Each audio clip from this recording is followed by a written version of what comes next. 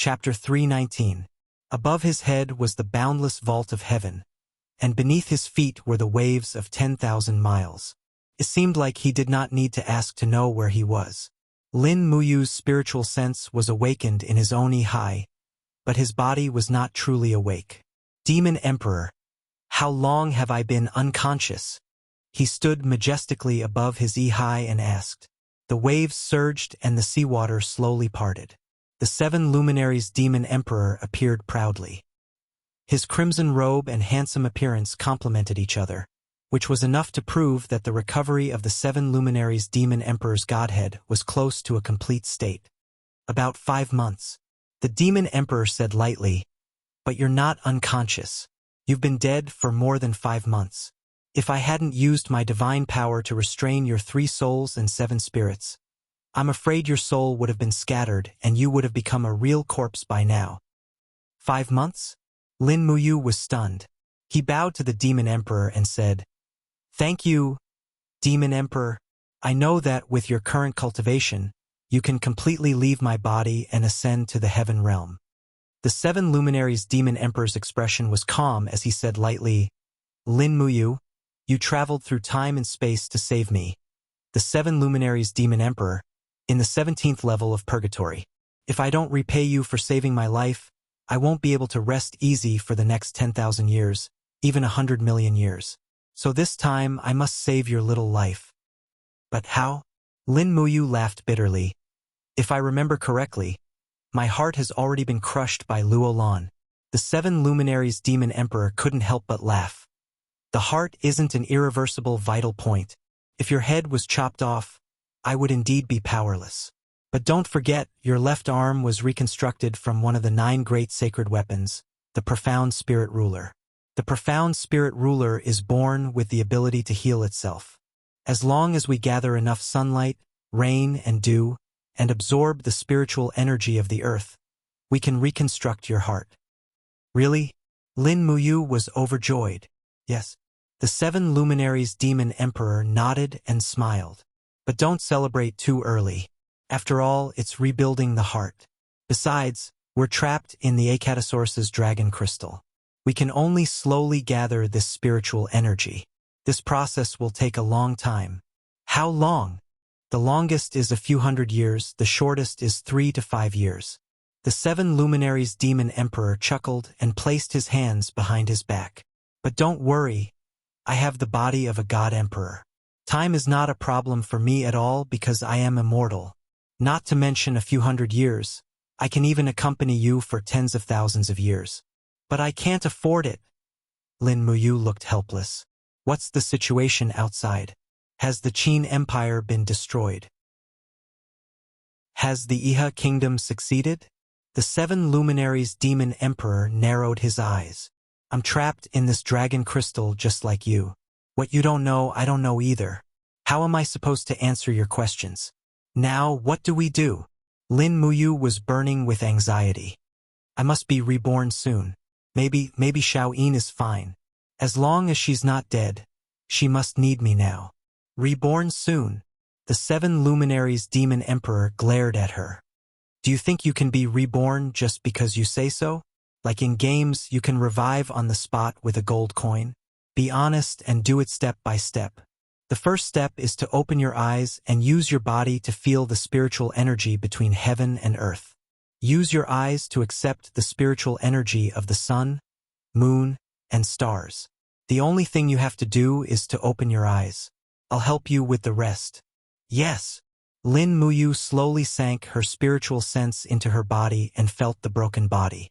At the same time, she seemed to be able to feel Acatosaurus's energy. Yes, Acatosaurus used the dragon's life force to protect her body from damage before it died.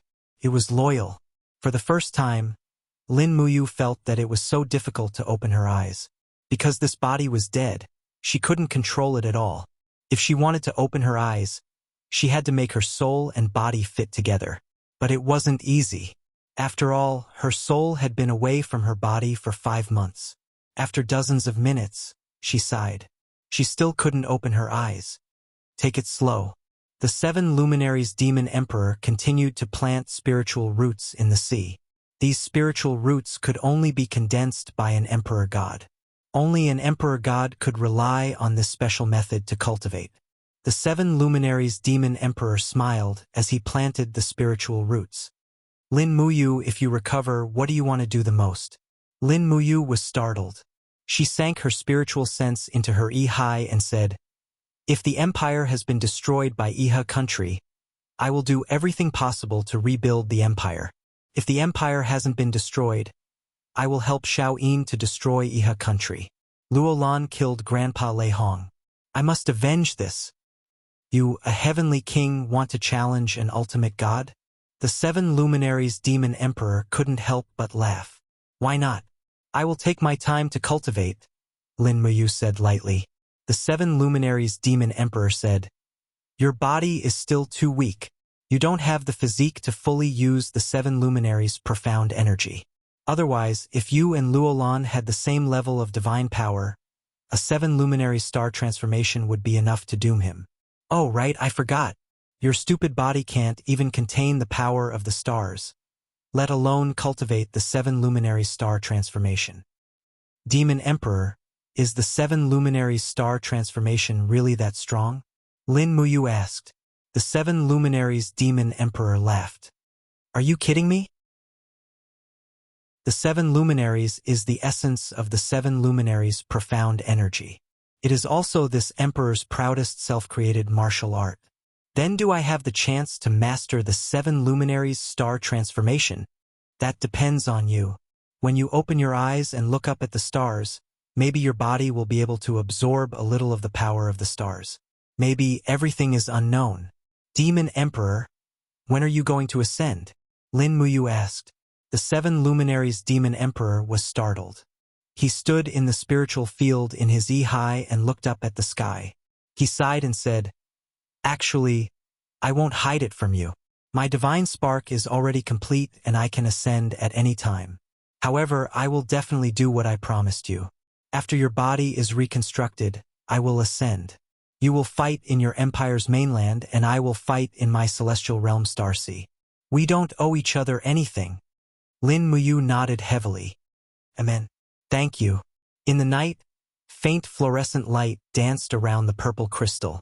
The figure inside the crystal was slightly blurry, but one could already faintly see that the figure was surrounded by beams of profound light, like a shooting star in the dark night. After a whole month, finally, under Lin Muyu's perseverance, there was a slight movement in her body. Her eyelids trembled slightly, and she suddenly opened her eyes under the starry sky. He was extremely excited to have regained his light. His body happened to be lying on his back facing the starry sky. The feeling of the beams of starlight sprinkling on his body was indescribably comfortable. Although his body was trapped by the dragon crystal and could not move, he could already feel the power flowing through his meridians.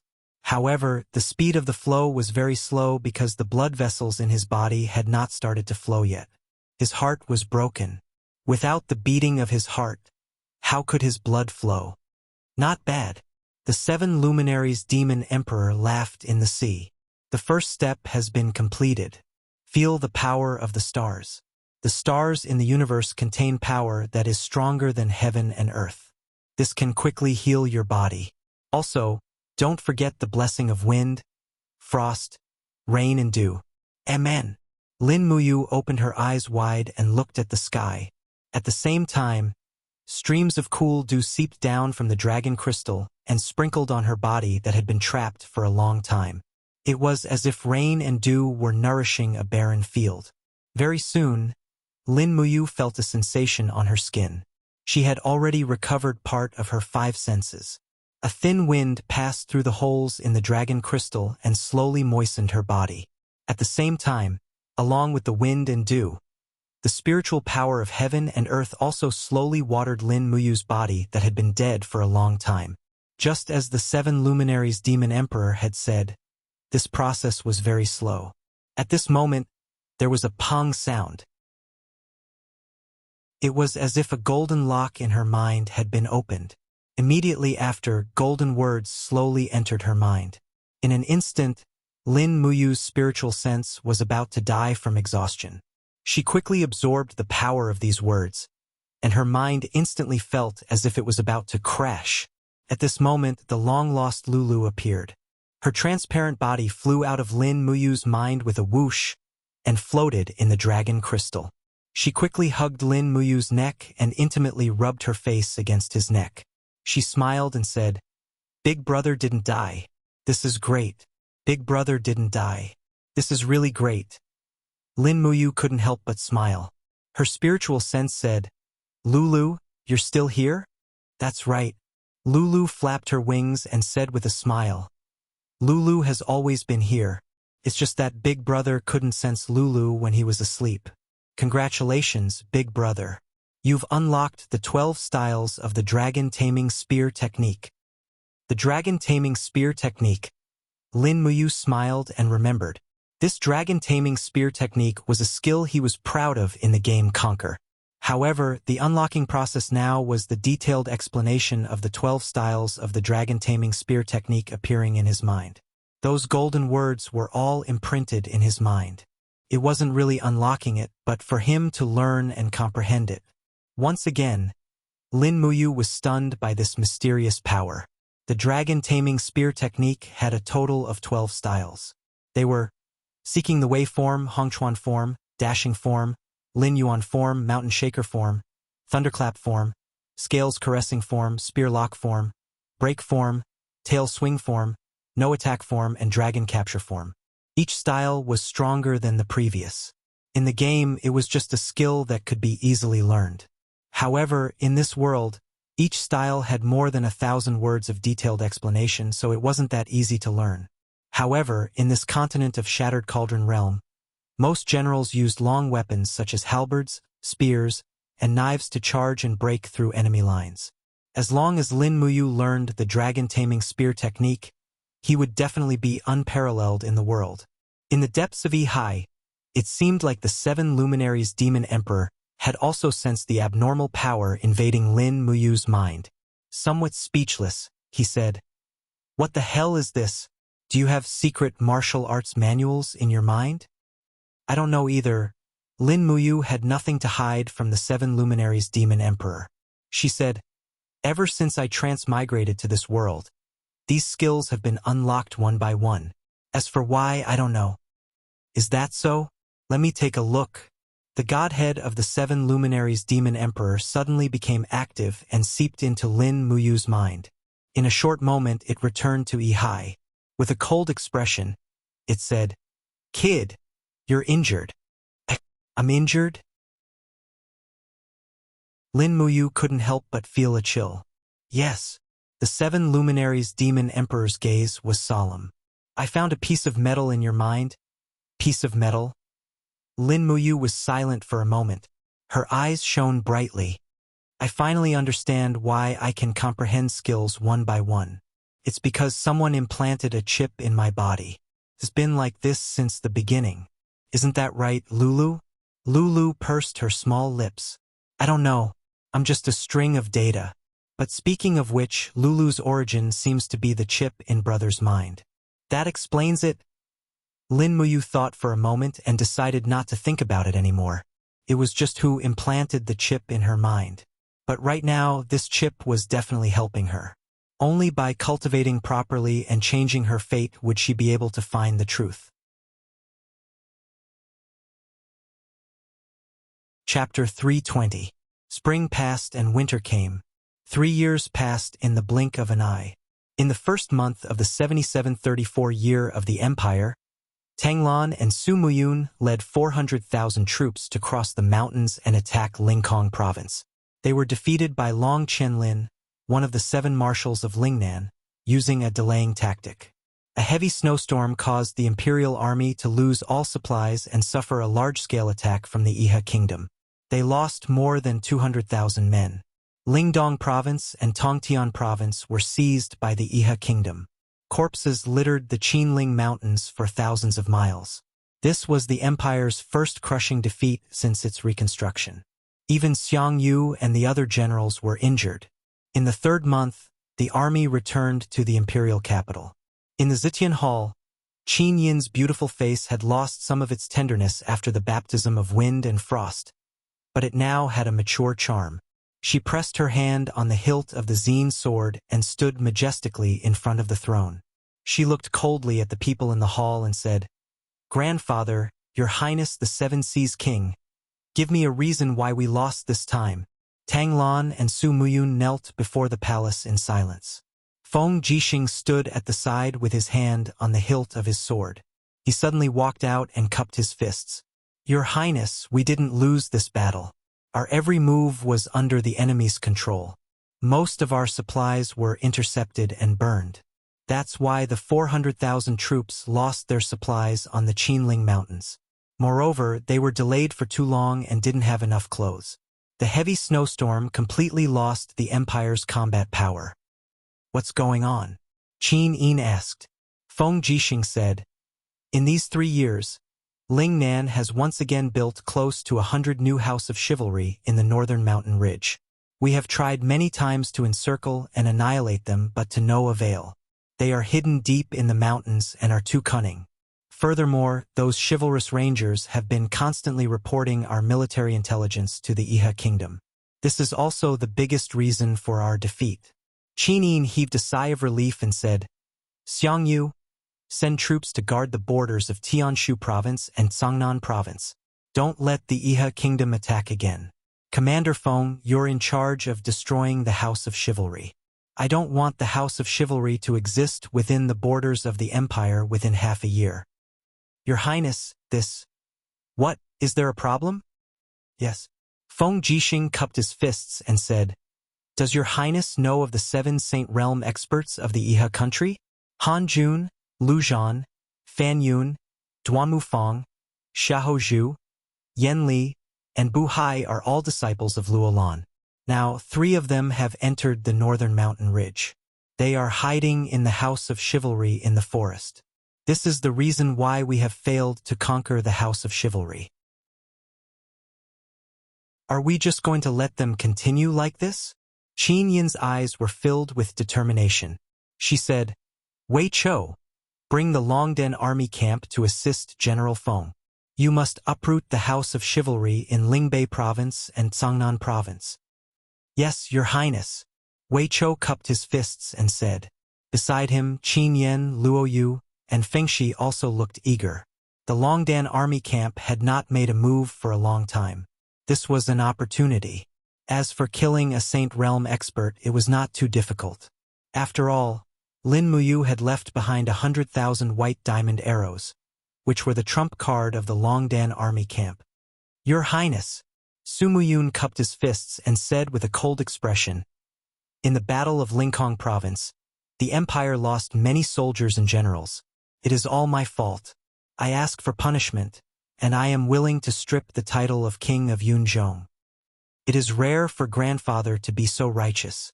Qin Yin smiled and said, "Approved. Men, strip Su Muyun of his title of King of Yunzhong and restore his title of Duke of Muyun to show that there is a clear distinction between punishment and reward. Grandfather, you don't have to take it to heart. Victory and defeat are common in war. We just have to win it back next time. We have the 7 Seas Province, Cloud Province, Lingbei Province, Sangnan Province, and Tianshu Province. A total of 5 rich and fertile lands. Iha country will not be able to hold on for long." "Yes, Your Highness is wise." Su Muyun knelt on the ground again. At the side, Tang Lan frowned and finally knelt down slowly. He said, "Your Highness, since Duke Yun has resigned from his title of king, Tang Lan should also resign from his title of duke and restore his title of Duke Lan." Approved. Qin Yin was very happy. In the afternoon, 5,000 imperial guards left the city under the leadership of Feng Jixing, followed by 1,000 elites from the Longdan army camp. Due to Tang Lan and Su Muyun's repeated obstructions, the Longdan army camp was unable to expand to more than 1,000 men. Fortunately, Wei Chou led the troops well. These 1,000 men were all elites, skilled in archery and horsemanship. Their combat strength was far superior to any army of the same size within the empire. Commander Wei Chou.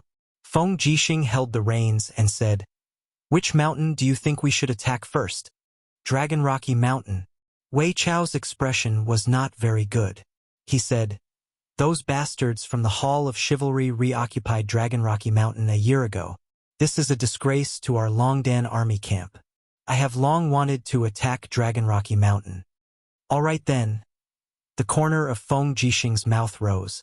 He said, however, Dragon Rocky Mountain is currently guarded by the headquarters of the Hall of Chivalry in Lanyan City. It is said that there is a Saint Realm expert living on the mountain called Buhai. Half a year ago, when Xiangyu went to attack Dragon Rocky Mountain, he was rebuffed and almost lost his life there. Even Xiangyu was not a match for Buhai. Wei Chou couldn't help but be speechless. That's not it. Feng Jixing's eyes turned cold. He said, Xiangyu had already stepped into the Saint Realm a year ago. In terms of strength, he should be on par with Buhai. It was just that he received a secret order from Duke Lan to withdraw his troops and return to Lanyan City. Humph. Wei Chou said coldly, presumably, Tang Lan doesn't want Buhai to die. That's not necessarily true. Feng Jixing placed his hand on the hilt of his saber. With a warm spring breeze on his face, he said, I guess Tang Lan is worried that Xiangyu, a valiant general, will be killed. So, he is waiting for other imperial troops to attack Dragon Rocky Mountain. You should also understand that among all the major legions in the Empire, only the Imperial Guards and the Longdan army camp are directly under the command of the Empress. Wei Chou smiled meaningfully. Unfortunately, the Longdan army camp is limited to less than 1,000 people, and the Imperial Guards are limited to less than 20,000 people. Otherwise, don't think so much. Feng Jixing tightened the belt of his cloak and said, let's take one step at a time. As long as we are here, no one will dare to touch Her Highness. That is enough. Yes. Wei Chou's eyes flickered with light as he muttered, it's a pity. Commander is no longer around. Otherwise, he would also be someone who could make decisions. At the very least, he would not let Her Highness suffer so much humiliation. Feng Jixing raised his head to look at the clear sky and said unhurriedly, that fellow Yu is indeed a rare talent for a general, but it's a pity. Let's not talk about it anymore. Tonight, we will station our troops at the foot of Dragon Rocky Mountain and attack it tomorrow. In Lanyan City, in the spiritual medicine department, birds were chirping and flowers were fragrant. Butterflies were fluttering in the air. Chu Yao slowly opened one of her hands and slowly extracted the essence of the herbs. Her beautiful eyes were very calm. Beside her, the pear blossom sword was swaying slowly in the air as if accompanying its mistress. Great Deacon, you are still refining the medicine yourself. An old man dressed in a deacon's attire laughed. Yes. Chu Yao nodded lightly and said, if I let myself calm down, I really don't know what to do. So, when I have nothing to do, I will refine more medicine. Deacon Li, is there anything I can help you with? Yes. Deacon Li cupped his hands and said, the Divine Temple needs a few bottles of anti-aging medicine. However, this anti-aging medicine is a level 8 formula. We old fellows are helpless, so we can only trouble Great Deacon to personally refine the medicine. I see. Chu Yao blinked and asked, is the Divine Temple's Great Deacon Gu Yang sick again? Yes, Deacon Li said respectfully. After Great Deacon Gu Yang regained control of the Divine Temple, his health has not improved. You also know that Great Deacon Gu Yang has not stepped into the sanctuary realm, so time is taking away his life. He is already more than 90 years old, so I'm afraid he will not be able to reach the sanctuary realm in his lifetime. He can only rely on anti-aging medicine to maintain his life force. I understand. Chu Yao pursed her red lips and said, the level 8 formula needs some time to be refined. Come back to collect it at dusk. Yes. Deacon Li looked to the side and saw a black pearl hanging on the bracket of Chu Yao's desk, swaying gently. This was what Qin Yin got from Lin Muyu and passed to Chu Yao. Great Deacon, this pearl, who are the people carved on it? He suddenly asked. Chu Yao was stunned. Her graceful body stood there for a long time. After a long silence, she murmured, They are the people I yearn for day and night. They are the people I only see in my dreams. Deacon Li was taken aback. He cupped his fists respectfully and bowed to Ling Longzhu. Lord Chu Huaying and Lord Lin Muyu's spirits in heaven will definitely bless the Empire's prosperity. Great Deacon, please don't be too sad. Oh right, about the marriage proposal from Marquis Lingbei a few days ago. Chu Yao said indifferently, don't bother me with such matters. I will not marry anyone. Yes. The Divine Temple, the temple in the hearts of the Empire's warriors, had been rebuilt. However, the black ashes on the walls had not been completely cleaned up. It was as if to remind the world of the humiliation and hatred. In the Great Deacon's office, Gu Yang's silver-haired hand was holding a pen shakily. He was replying page by page on the file. A young Silver Star instructor said with a smile, Great Deacon, your hand holding the pen is trembling more and more. Gu Yang glanced at him and said, You are so meddlesome. I know. He suddenly put down the pen and leaned back in the chair. He said with a smile, I'm old. This should have been done by the younger generation. Unfortunately, the talents in the holy sanctum of the Empire have withered. Many geniuses lost their precious lives in the chaos of Lanyan City 3 years ago. Alas, the young instructor smiled. Great Deacon, are you talking about Deacon Lin Muyu? Although I have not seen him before, everyone in the Divine Temple remembers him. He is the youngest person in the Empire to have the strength of a heavenly king. Not only the strength of a heavenly king. Gu Yang's eyes flickered with a faint light. He said, If you did not die with his speed of advancement, I am afraid he would have already stepped into the holy region. Great Deacon's resignation request to His Highness was rejected. His Highness said that the Longdan army camp also needs people. No matter what, Qin Yen cannot return to the Divine Temple as the Great Deacon. Yes, they all need people. Guiyang heaved a long sigh and picked up his brush once again.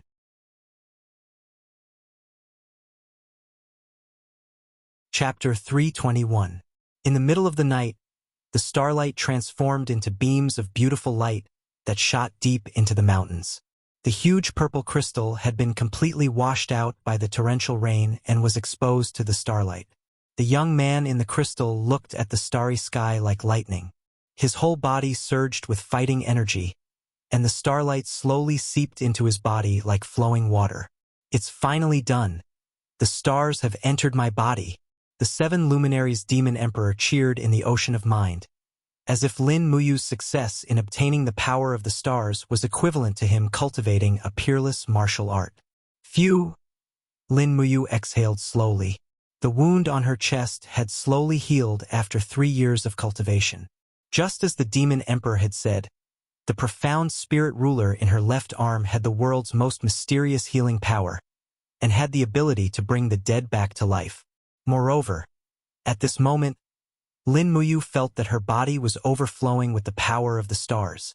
In the ocean of mind, another voice sounded, Brother, I feel terrible.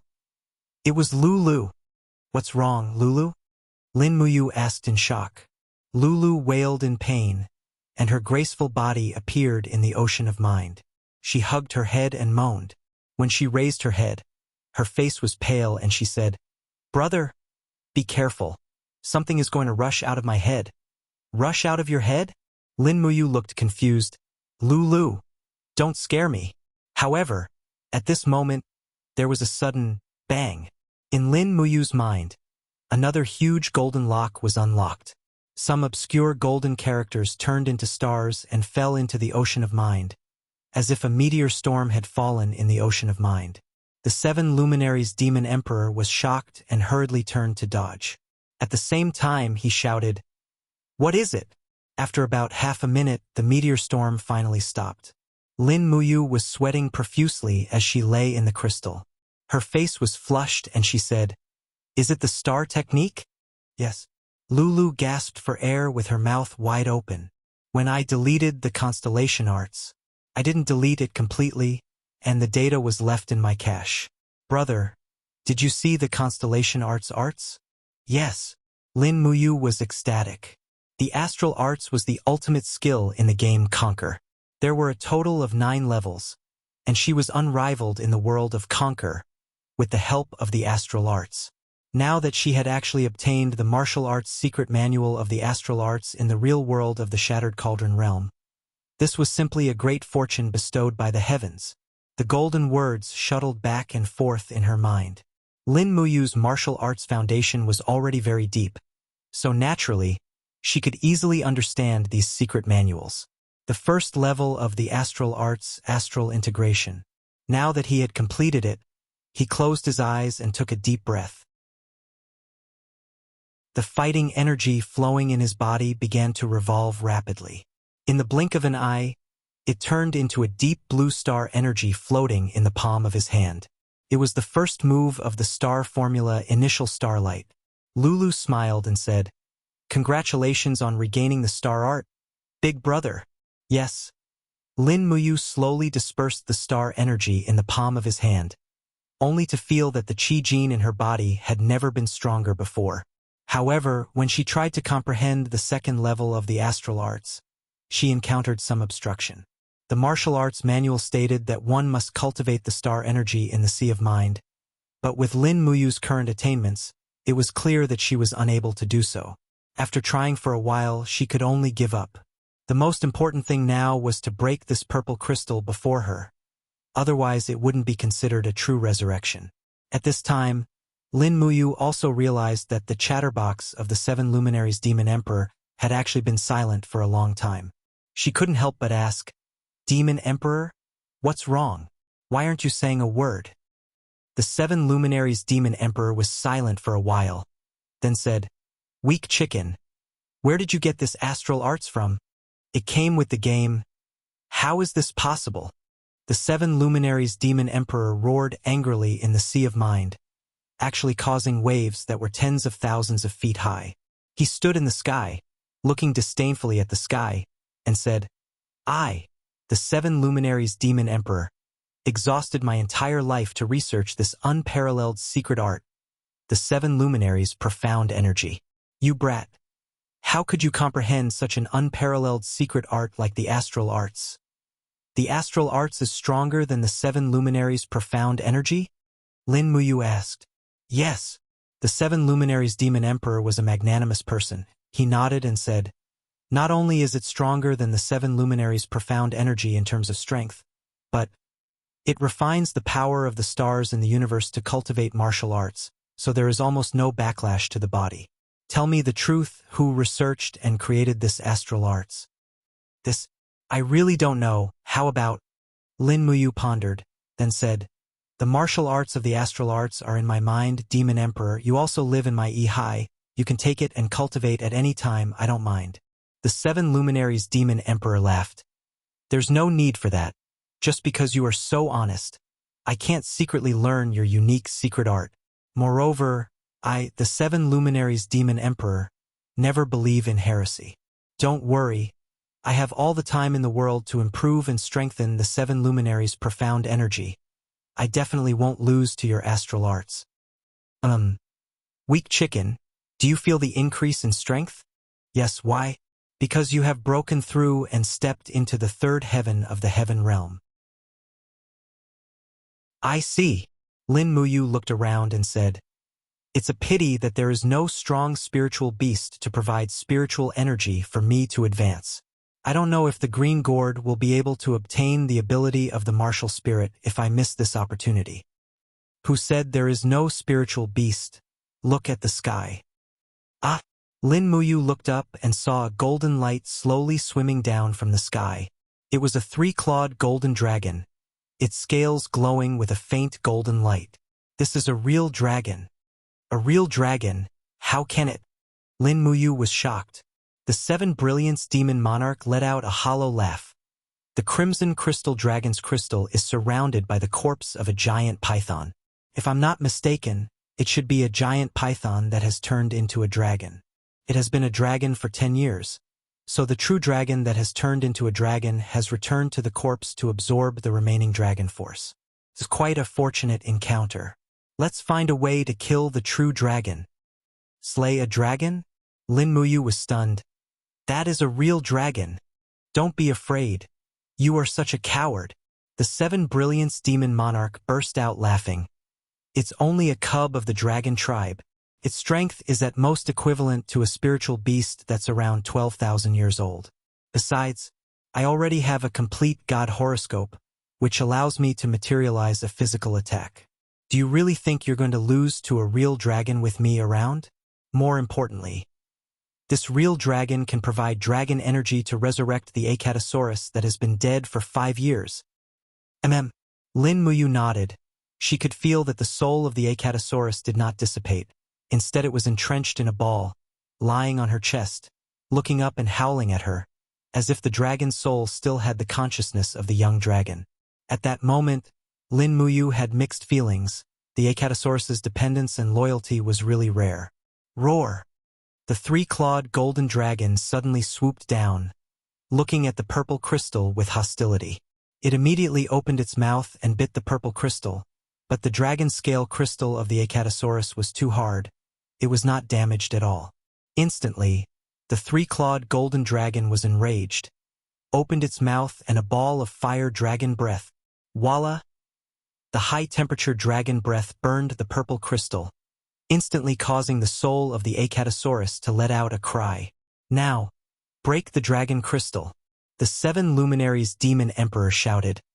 Use the first form of your astral arts. Okay. Lin Muyu shouted in a low voice. Starlight once again appeared in her palm. A deep blue star suddenly exploded in the purple crystal. Bang! The entire purple crystal let out an explosive sound and cracks appeared on it. Damn! The demon emperor was shocked. No, if this continues, your body will be shattered by the astral arts before the purple crystal is broken. Can you use the 7 glorious stars transformation? Let me try. Lin Muyu gritted his teeth and gathered all of his do qi. Immediately, the 7 luminaries' profound force circulated around his body. The profound force slowly turned into stars and appeared in his palm. He opened his palm lightly and instantly, dozens of stars turned into impact energy and blasted out. Bang! The dragon crystal exploded, releasing a golden light that shot into the sky. The golden gourd surrounded Lin Muyu, making him look like a god even though his armor was tattered. The 7 glorious stars transformation was indeed frighteningly powerful. Furthermore, it was an AoE attack. It was hard to imagine how much explosive power it would have if it was used in a chaotic battle. However, it was just a thought. The damage caused by the 7 glorious stars transformation could not be ignored. At this moment, Lin Muyu's newly reborn body was filled with pain, as if every inch of her skin was about to explode. Roar! The 3-clawed golden dragon roared and charged towards Lin Muyu. It opened its mouth wide and looked like it was going to swallow this powerful young man in one bite. However, it did not have the chance to do so. Suddenly, a golden figure rushed out of Lin Muyu's eye. It was the 7 luminaries demon emperor with a complete divine spark. Evil creature, how dare you be so arrogant? The 7 brilliance demon monarch let out a roar and opened his hand.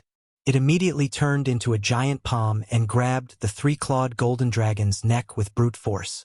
He waved his left hand and unleashed the 7 luminaries' mystical force.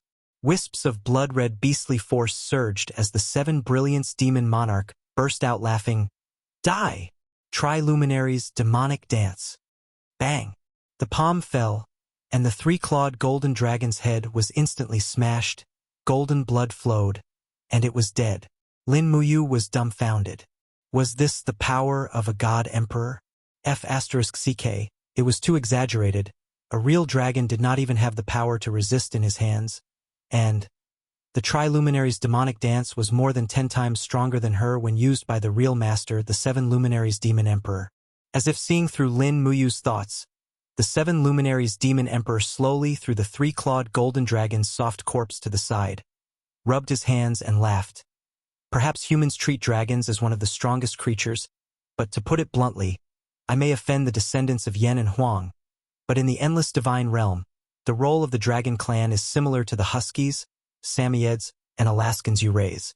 Lin Muyu said, "That's the legendary 3 sled fools. Don't underestimate them. Still stupid? Refine the dragon soul immediately." Yes.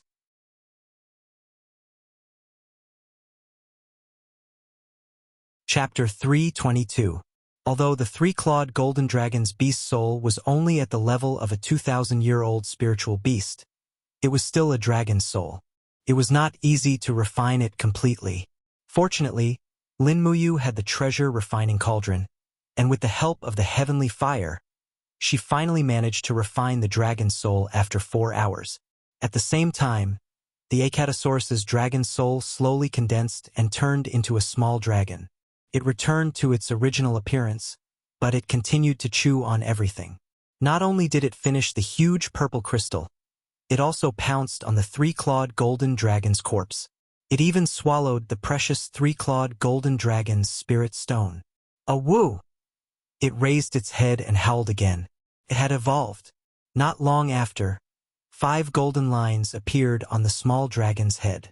It had actually grown into a 5,000-year-old spiritual beast. As expected, it was from the Holy Dragon clan. After devouring the body of a true dragon, its growth speed was far faster than devouring normal spiritual beasts. As Lin Muyu refined the last of the dragon soul, she smiled and asked, "Little fellow, what abilities do you have now?" The red crystal dragon proudly strode into the distance. Suddenly, it raised its head and let out a loud dragon roar towards the sky. Wong wong. The dragon's roar turned into a piercingly cold sound wave storm that swept out in all directions. Boom!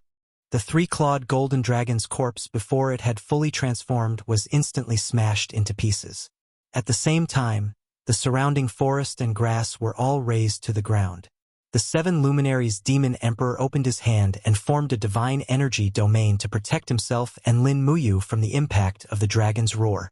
Lin Muyu glared at it and said, "Idiot, aren't you afraid of hurting me?" Xiaolong immediately ran back and rubbed his big head against Lin Muyu's leg. Naturally, Lin Muyu couldn't get angry. At this time, he had finally refined the essence of the three-clawed golden dragon's soul. He suddenly inhaled deeply, and the golden gourd around him emitted a blinding light. It had finally evolved into a grade 8 martial spirit. The golden color of the gourd slowly turned into a purple golden gourd, and at the same time it gained a new ability. Absorption. That's right, it could absorb the opponent's strength. As for how powerful it would only be known in future battles. Lin Muyu slowly let out a sigh of relief. Not long after, the do-chi in her body slowly calmed down. This time, it could be said that her cultivation had increased greatly. Lin Muyu raised her hand and pulled out the dragon soul sword. With a forceful swing, a schwa sound cut through the air. At the same time, a few elf-like milky white do-chi spirits surrounded the blade. This was the unique ability of a third firmament of the heavenly realm, condensing do-chi. After the do-chi spirits were added, the power of this sword increased by at least 50%. This was the increase that Lin Muyu could feel. Moreover, Third Heaven Realm experts had a very pleasant title according to the cultivation levels of the continent, Celestial Emperor. It sounded very impressive, but it was not worth mentioning compared to the Celestial Emperor, the 7 luminaries Demon Emperor. All right, it's time for me to go. The 7 luminaries Demon Emperor took a deep breath, and divine power circulated around his body. He silently looked at Lin Muyu and said, "Weak chicken. I'm about to ascend to the myriad of heavenly realms. I don't know when I'll come back. You'll have to rely on yourself in the future. Don't die, wait for me to come back and see how strong you've become." Lin Muyu nodded, and said with some sadness, "Then take care of yourself in the future, Demon Emperor." "You're still calling me Demon Emperor?" The 7 luminaries Demon Emperor turned around and smiled. "Can't you be a little more emotional? Like those little bitches?" "Big brother," Lin Muyu muttered. The 7 luminaries Demon Emperor's body trembled slightly, and he gritted his teeth. He walked forward and patted Lin Muyu's shoulder lightly, saying, "Good kid. I originally wanted to help you kill Luolan and Lingnan before ascending, but this is your destiny. It doesn't seem right for me to complete it. This goes against the laws of heaven and earth. I'm leaving, take care of yourself." And the 7 luminaries Demon Emperor looked up at the sky, and with a shrill cry, a golden light shot into the sky, breaking a huge hole in the sky. Blood-red ancient text surrounded the hole, and turned into a pillar of light that poured down.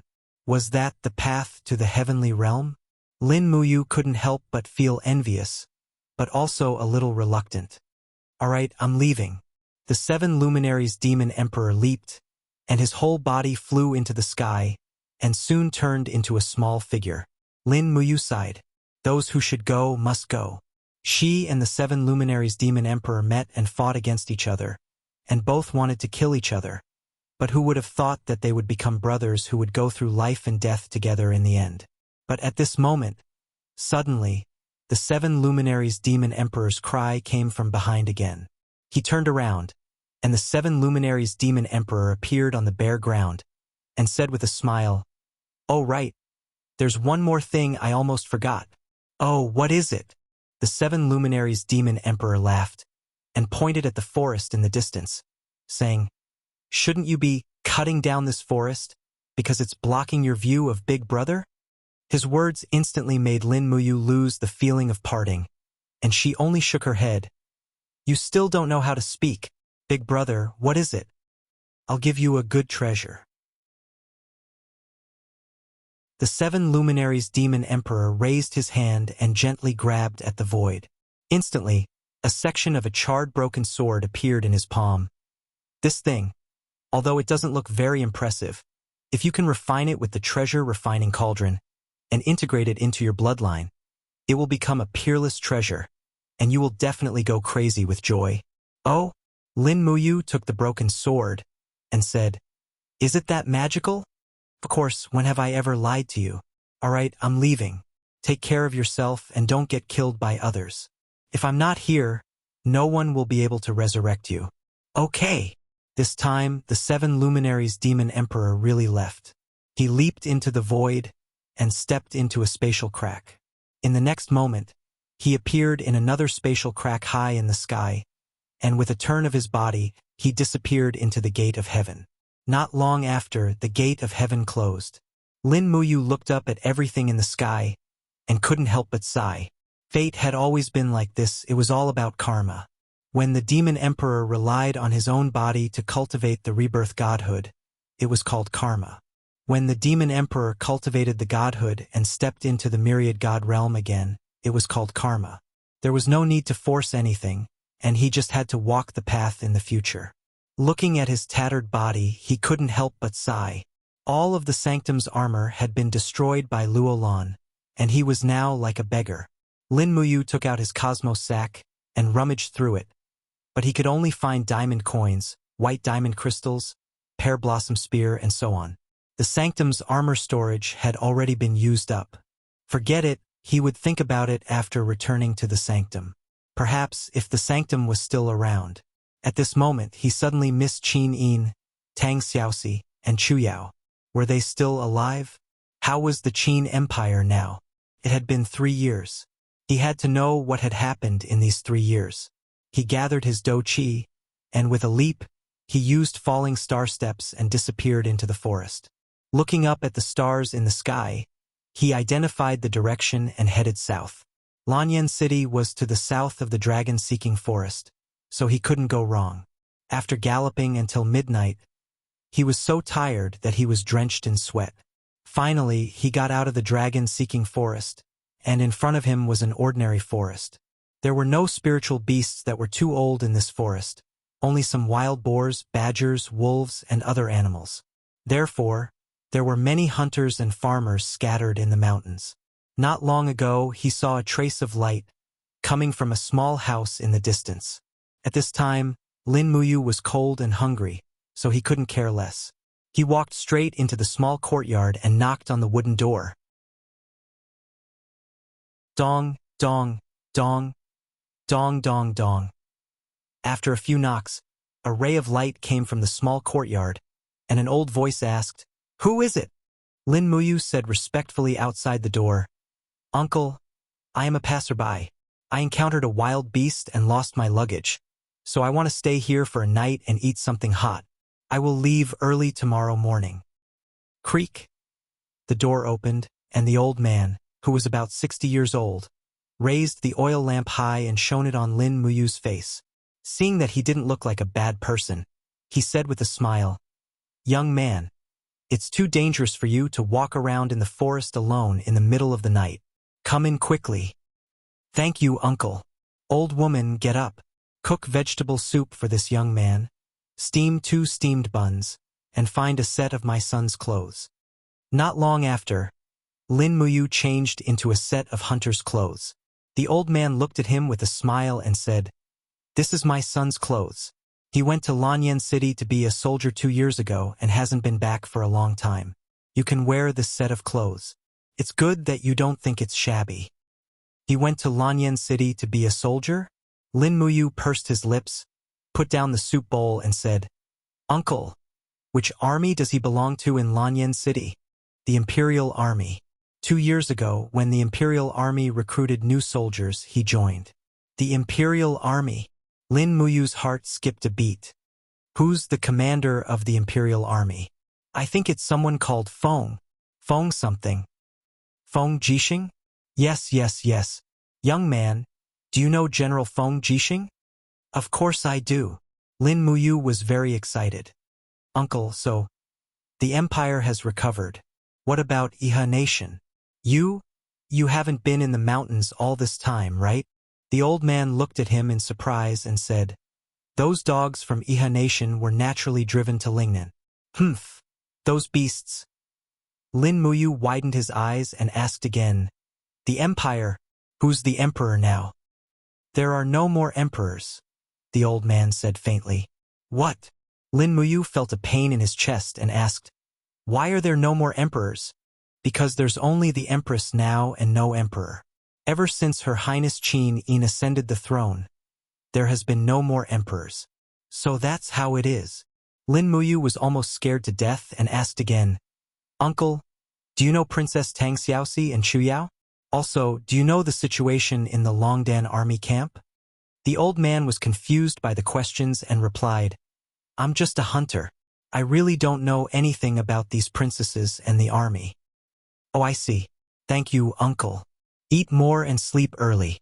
Look at you, you must be exhausted." "Yes."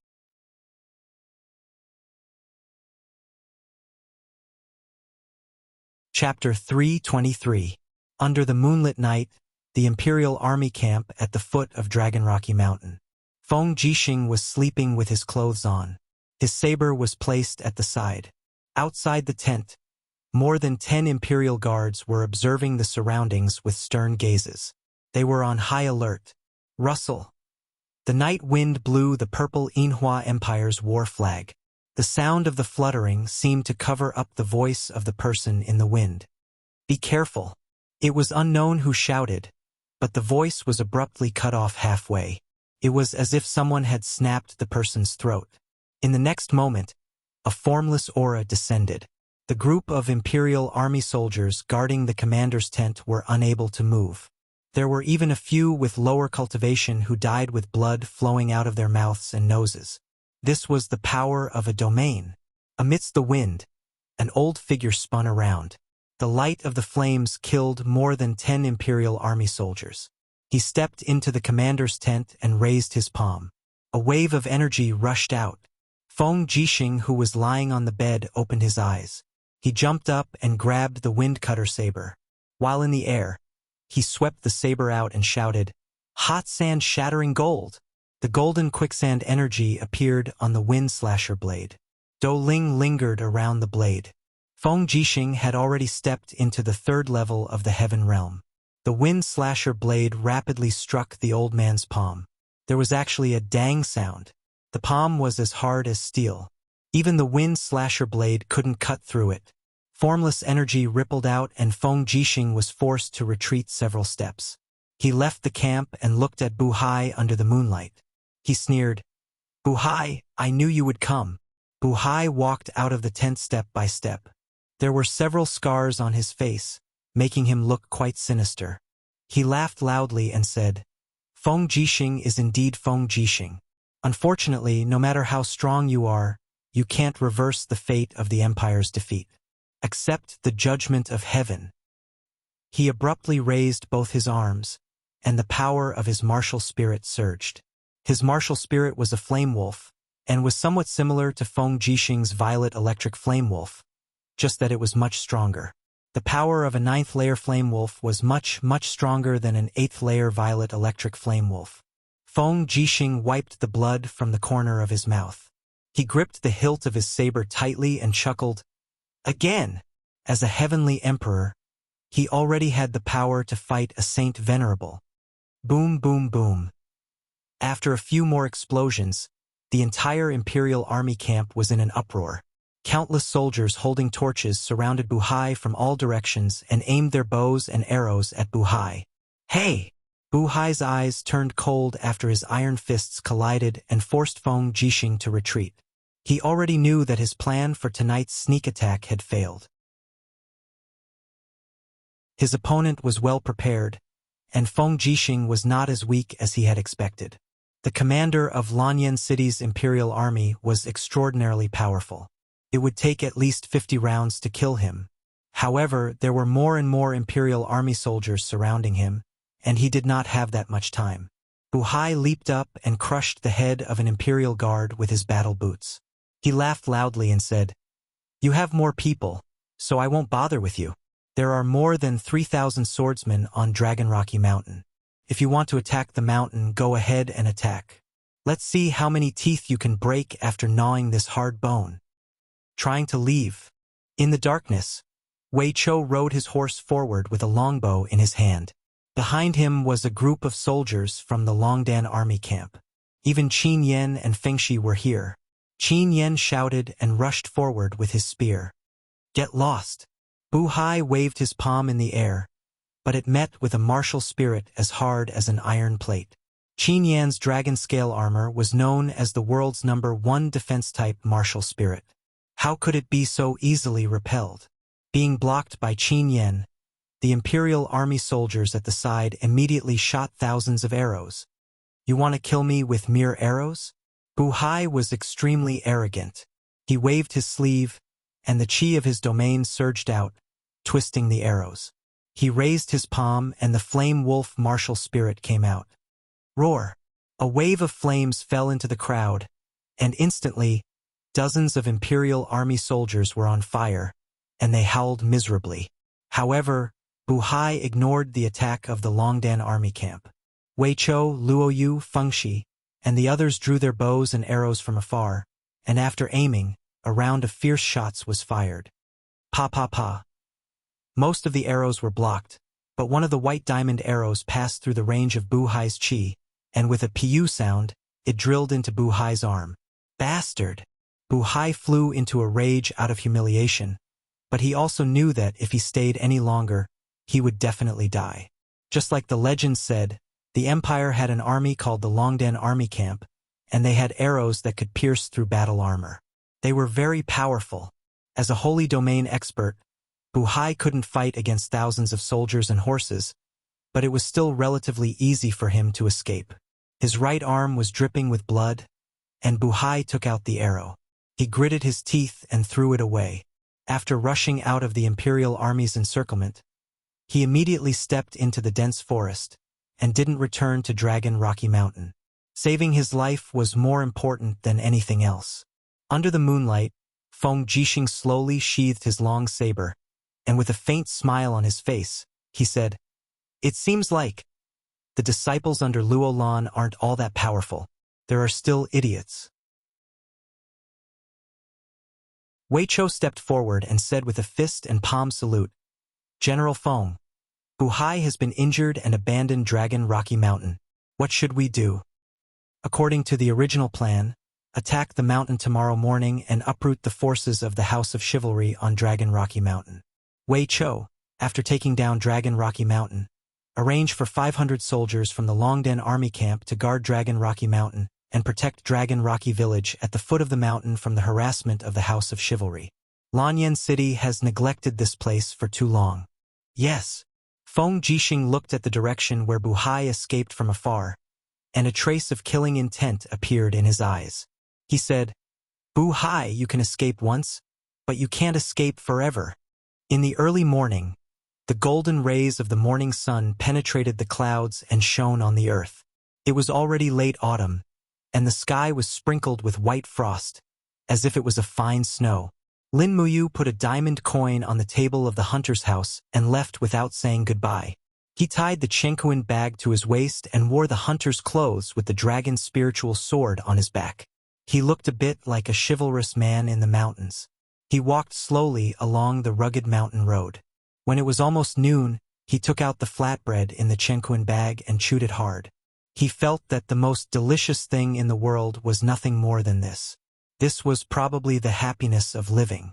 The water in the water bag had a hint of sweetness. This was the mountain spring water of the hunter's house. After drinking a few mouthfuls, Lin Muyu continued his journey. But not long after, a figure sprang out of the jungle on one side. It was an old man in a golden costume with blood on his arm. It seemed that he was injured, and the old man's face was full of hostility. It was the injured Buhai. He had already seen Lin Muyu, so he immediately walked over and asked, "Young man, I want to ask you something. Do you know how to get to Songnan Province?" Songnan Province? Lin Muyu pointed to the east and said, "It should be this direction. Just follow the official road and you will reach it." "Good, thank you." Buhai cupped his hands and smiled. His eyes stopped on the hilt of the dragon's spiritual sword on Lin Muyu's back. He could not help but laugh. "Looking at your attire, you should be a hunter in the mountains. It is rare for a hunter to have such an exquisite long sword." Oh, Lin Muyu's spiritual pulse technique had already sensed that the old man's do-chi was rapidly increasing. He did not come with good intentions. He immediately smiled and said, "Yes, it was passed down from my ancestors. Can you give it to this old man?" Buhai laughed and said, "That won't do." Lin Muyu had a petty look on his face.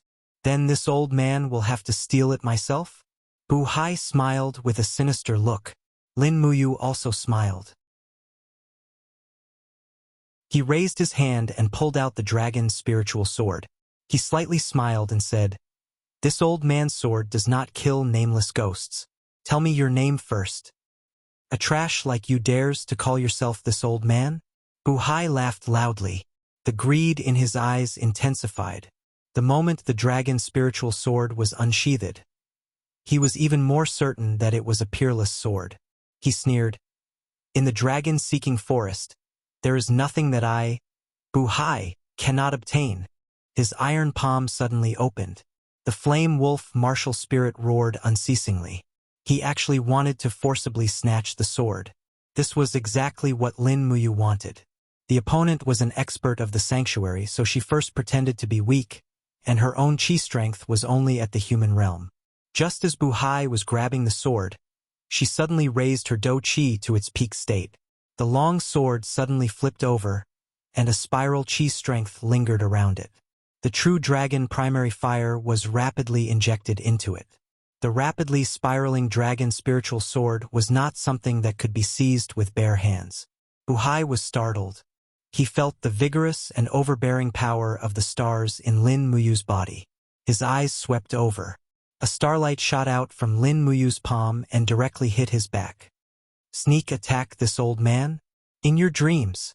Buhai suddenly condensed his do-chi to form a battle armor behind him to resist Lin Muyu's fierce attack. But he didn't know how strong Lin Muyu's strength was. The power of the star art surged on his arm, and directly hit Buhai's back with initial starlight. Puff! Buhai vomited blood immediately. He had lost at least 30% of his strength due to his injuries. Now that he had stumbled into a third heavenly layer heaven realm expert with a unique skill like Lin Muyu, he was on par with her in terms of strength, but he was utterly defeated in terms of moves. Even the Seven Brilliance Demon Emperor was amazed by the constellation art. So how could Buhai possibly resist it? After defeating the enemy with one move, Lin Muyu suddenly opened her hand and grabbed Buhai's throat. She shouted in a low voice, "Who the hell are you?" Buhai gritted his teeth. "Your grandfather is the disciple of Venerable Luolan. If you dare to kill me, Venerable Luolan will definitely not let you go." "Luolan's people?" Lin Muyu frowned. "What are you afraid now?" Bu Hai's eyes were filled with pride. Lin Muyu's eyes were cold. Look at your age, you have lived in the stomach of a dog. Die in peace, Luolan will accompany you to hell sooner or later. True dragon essence fire surged between her fingers and began to burn Bu Hai's throat. Bu Hai wouldn't wait for death. He punched with his left fist, and the power of the flame wolf lingered around his fist. Lin Muyu couldn't help but smile. She raised her other arm and spread her fingers. A purple gold gourd emerged, and a boundless cyclone quickly absorbed everything in the world. In the next moment, Bu Hai's flame wolf martial soul was forcibly sucked into the golden gourd. How? Bu Hai was shocked. In the next moment, the true dragon essence fire quickly swallowed his body.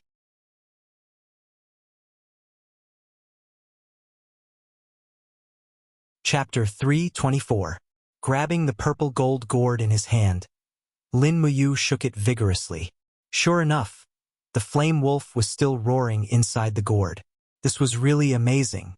Could the gourd absorb other people's martial spirits? Originally, he thought it was as simple as absorbing energy, but what to do with the absorbed martial spirit was also a big problem. No matter, he would refine it first. He immediately took out the treasure refining cauldron. Under the scorching flames, the flame wolf howled miserably. Even though it was a fire martial spirit, it could not withstand the temperature of the treasure refining cauldron. Woo-woo. Not long after, the flame wolf unexpectedly prostrated and made a gesture of submission. Lin Muyu's heart moved. He raised his palm and ordered, "Enter my body and work for me." The flame wolf unexpectedly cried out in joy, but just as it was about to jump into Lin Muyu's blood vessels, its body suddenly shone brightly. The golden gourd came out of its body and rapidly spun. Waves of martial spirit's power rushed out and bombarded the flame wolf several steps back, causing it to fall into the treasure refining cauldron. My goodness! The golden gourd is repelling me. Just as Lin Muyu was hesitating, the crimson crystal dragon that was connected to his soul suddenly woke up. The dragon's soul pounced out and bit off the flame wolf's head. Then it swallowed the flame wolf in a few bites. Fuck! Lin Muyu was completely petrified. The things in front of him were completely beyond his understanding. The golden gourd martial spirit could steal other people's martial spirits, but it could not be used by itself. Xiaolong even ate Bu Hai's martial spirit. What was going on? As for why it could not have an offensive martial spirit like the flame wolf, perhaps it was because a person's body could not accommodate two martial spirits at the same time. If not for this reason, then there was only one other reason. The golden gourd disliked the flame wolf martial spirit and did not want to coexist with it. If this was the case, then the golden gourd martial spirit was too arrogant. Lin Muyu shook her head and checked Bu Hai's body. She found the emblem of the Hall of Chivalry's Grand Chess user. This guy was actually a Grand Chess user? It seemed that the power of the House of Chivalry had once again infiltrated the territory of Lanyan City. No matter what, he had to return to Lanyan City and see Qin first. By the time Lin Muyu arrived at the outskirts of the city, it was already late at night. The walls of Lanyan City had been repaired, but the damage caused by the battle 3 years ago could still be vaguely seen. Lin Muyu looked up at the cracks and burn marks on the walls. She couldn't help but think of the battle 3 years ago. Chu Huai had died in battle outside these walls, and Jinxiang had died right on top of these walls. Standing there silently, Lin Muyu's heart was filled with sadness and excitement. She was about to see the girl she deeply loved. 3 years later, what would Qin look like now? As he approached the walls, several imperial guards immediately raised their bows and aimed at him. Who are you? Don't you know that entering Lanyan City at night is prohibited? Lin Muyu looked up at him. She didn't know him, so she said, Who is in charge here? I am in charge. A centurion looked at her with contempt and said, What's wrong? Do you know me? No, I don't know you. Lin Muyu smiled. Your rank is still too low. I want to ask, who is your superior? Lord Baiyu, the centurion of the Imperial Guards. What's wrong? What about my superior? Humph. The centurion looked displeased. Are you a spy from the Iha kingdom? How dare you ask about our imperial guards? Someone, open the door and bring him to me. Yes. A small door on the side of the main gate quickly opened, and a dozen cavalrymen quickly mounted their horses and rushed out. However, Lin Muyu didn't escape. Facing the light of the torches, she looked at the crowd with a smile in her eyes. I didn't expect that after 3 years, the imperial guards would treat me like this. The centurion looked angry. You speak as if you are the king of heaven. Who are you? If you don't tell me, I'll kill you. Admit it, are you a spy from the Iha kingdom? No. You still won't admit it. I won't admit it. You're asking for death. I want to live. You bastard. You're shameless. While the two of them were arguing, a group of people suddenly came from afar. The general at the front shouted in a low voice, "Who's making a ruckus here in the middle of the night? Don't you know the rules of the capital?" The centurion quickly turned around and cupped his fists. Deputy Commander, this kid insisted on barging into the capital at night. He even inquired about the names of our high-ranking generals. I suspect that this kid is a spy from the Iha kingdom. Deputy Commander, please make a judgment. The deputy commander was none other than Zhang Wei. With a face full of beard, he rode forward with a long saber in hand. He looked down at Lin Muyu and said in a dignified voice, "Kid, raise your head. Let me see your face." "Old Zhang, long time no see." Lin Muyu slowly raised his head. His handsome face had a bright smile under the flickering light of the torches. Zhang Wei trembled and fell from his horse. He scrambled to his feet and knelt on one knee, cupping his fists. Master Lin Muyu, is that really you?" Lin Muyu helped Zhang Wei up and smiled. "Why? Are you suspecting that I'm a ghost?" Zhang Wei gently grabbed Lin Muyu's arm and couldn't help laughing. "No, you're not a ghost. Sir, you're really not dead. Heavens, this is great news." "Shoo!" Lin Muyu whispered. "Don't spread this news. Take me into the city first. I want to find a place to take a hot bath. Also, help me find a set of clothes that fits me. It would be best if it's the Imperial Guard's armor." "Yes." Zhang Wei smiled and cupped his fists. Although Lanyan City no longer has the Imperial Guard, there are many Imperial Guard's armor in the armory.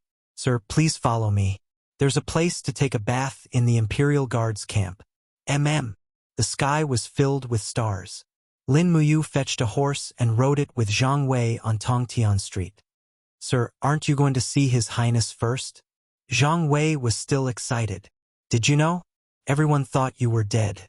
His Highness, Princess Shi, and Head Deacon Chu Yao have been thinking about you day and night. Now that they see that you're still alive, they'll definitely be overjoyed. Why don't Old Zhang take you to see Her Highness before she sleeps?" Old Zhang is now the deputy commander of the Imperial Guard and has the authority to see His Highness directly. "No." Lin Muyu laughed bitterly. "I've been in a coma for almost 3 years. Do you think my dirty appearance is suitable to see His Highness?" Zhang Wei couldn't help but laugh. He scratched his head. "I almost forgot. Old Zhang is a boorish person and doesn't understand things like love. If Sir wants to see His Highness, you must dress up." Lin Muyu also blushed. "Look at what you're saying." Not long after, they entered the Imperial Army's main camp. Lin Muyu went to take a bath while Zhang Wei stood guard outside the door and helped him prepare a set of Imperial Guard armor. After washing up, Lin Muyu shaved his beard and hastily cut his hair a few times. Although it was messy, he still looked outstanding.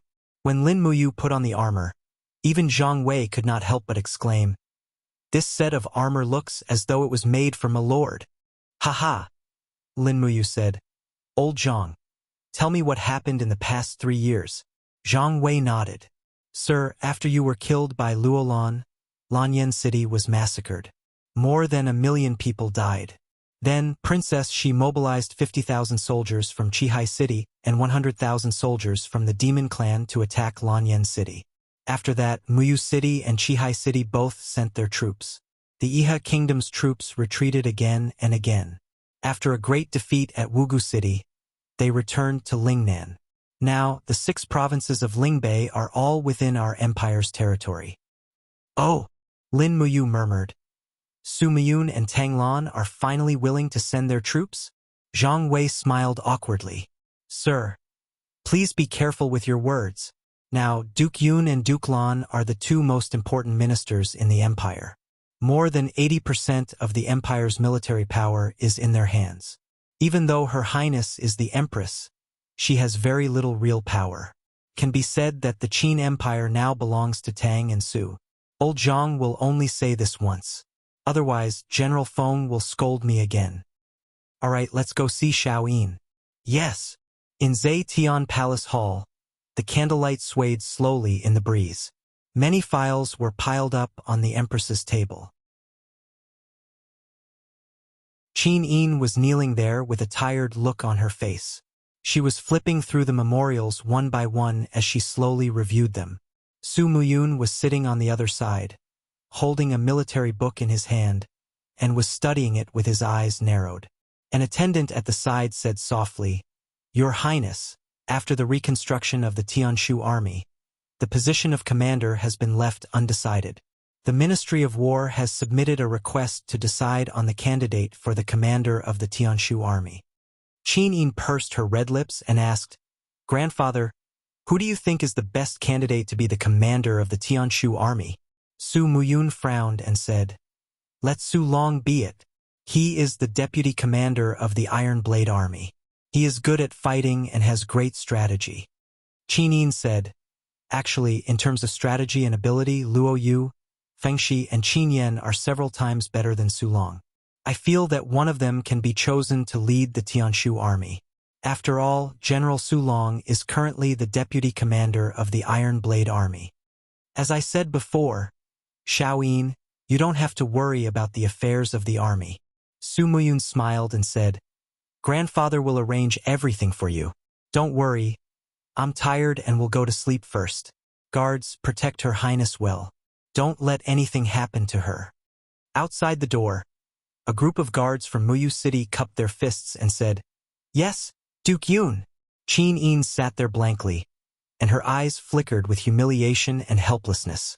Not long after Su Muyun left, an attendant knocked on the door and said, Your Highness, the Deputy Commander of the Imperial Guards, General Zhang Wei, requests an audience. Zhang Wei? Qin Yin was stunned and said, Invite Sir Zhang Wei in. Yes. Zhang Wei pushed open the door and entered. Behind him was a general wearing a white robe. However, he had lifted his white cloak to cover his face, so it was impossible to tell who he was.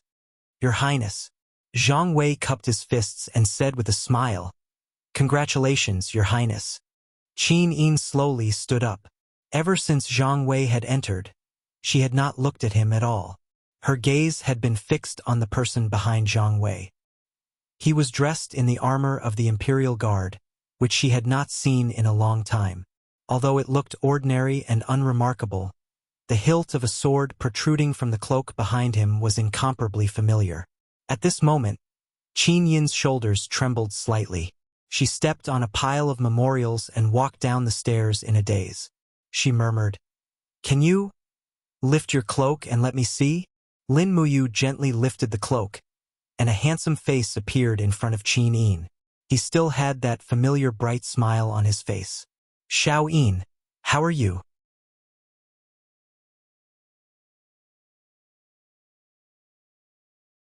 Chapter 325. Qin Yin stood there in a daze as if she had been petrified. Her beautiful eyes stared straight at Lin Muyu as tears flowed from her eyes. She shook her head slowly. It's not true. It's definitely not true. You are not him at all, right? Lin Muyu naturally understood the pain that Qin Yin had suffered for 3 years. He also understood that she could not believe that it was him in front of her. He smiled and said softly, Xiao Yin, it's really me. I'm not dead. If you don't believe me, look. He opened his hand and the golden gourd martial spirit slowly appeared in his palm and rotated gently. A few battle spirit energy lingered around his arm. He smiled and said, I slept for 3 years and spent 3 years to heal the wound caused by Luolan. It was the self-healing ability of the profound spirit ruler that saved me. Do you believe me now? You? Qin looked at him with tears streaming down her face. The next moment, she opened her arms and threw herself into his arms. She cried loudly, I thought I would never see you again in this life. I thought you really didn't want Xiaoyin anymore. Lin Muyu gently stroked her back and said, How could that be? I said I would definitely come back to see you. Xiaoyin, don't cry. I'm fine now. Qin shook her head forcefully, but she still could not stop crying. It was as if she wanted to vent all the pain and longing she had for the past 3 years. Her tears wetted Lin Muyu's neck and collar. There aren't many armors left for the royal guards. You've ruined this one with your tears. I'm afraid there won't be any more left. Lin Muyu said softly with a smile. Qin wiped her tears and looked at him with teary eyes. She smiled through her tears and said, Then the Ministry of Works can continue to forge armors for the royal guards. It's not like there's no more material. But the royal guards are all gone. Lin Muyu murmured. Yes, the Imperial Guard is gone. Qin said with a sense of loss. Xiaoyin, you are now the Empress and no longer the little princess. You can't keep relying on me. That's not good, Lin Muyu said as she patted her back. However, Qin still wrapped her snow-white arms around his neck and said lovingly, But I'm worried that once I let go, you'll disappear and everything in front of me will just be a beautiful dream. I won't. Lin Muyu said lightly, Since I'm back, I won't leave. I'll always be by your side to accompany you and protect you. Don't worry. At this moment, a group of accompanying officials looked at them with astonished gazes. Many of these people were newly promoted officials and didn't know Lin Muyu at all. Naturally, they were also very astonished. The high and mighty Empress Qin actually threw herself into a man's arms. This was really an unprecedented event.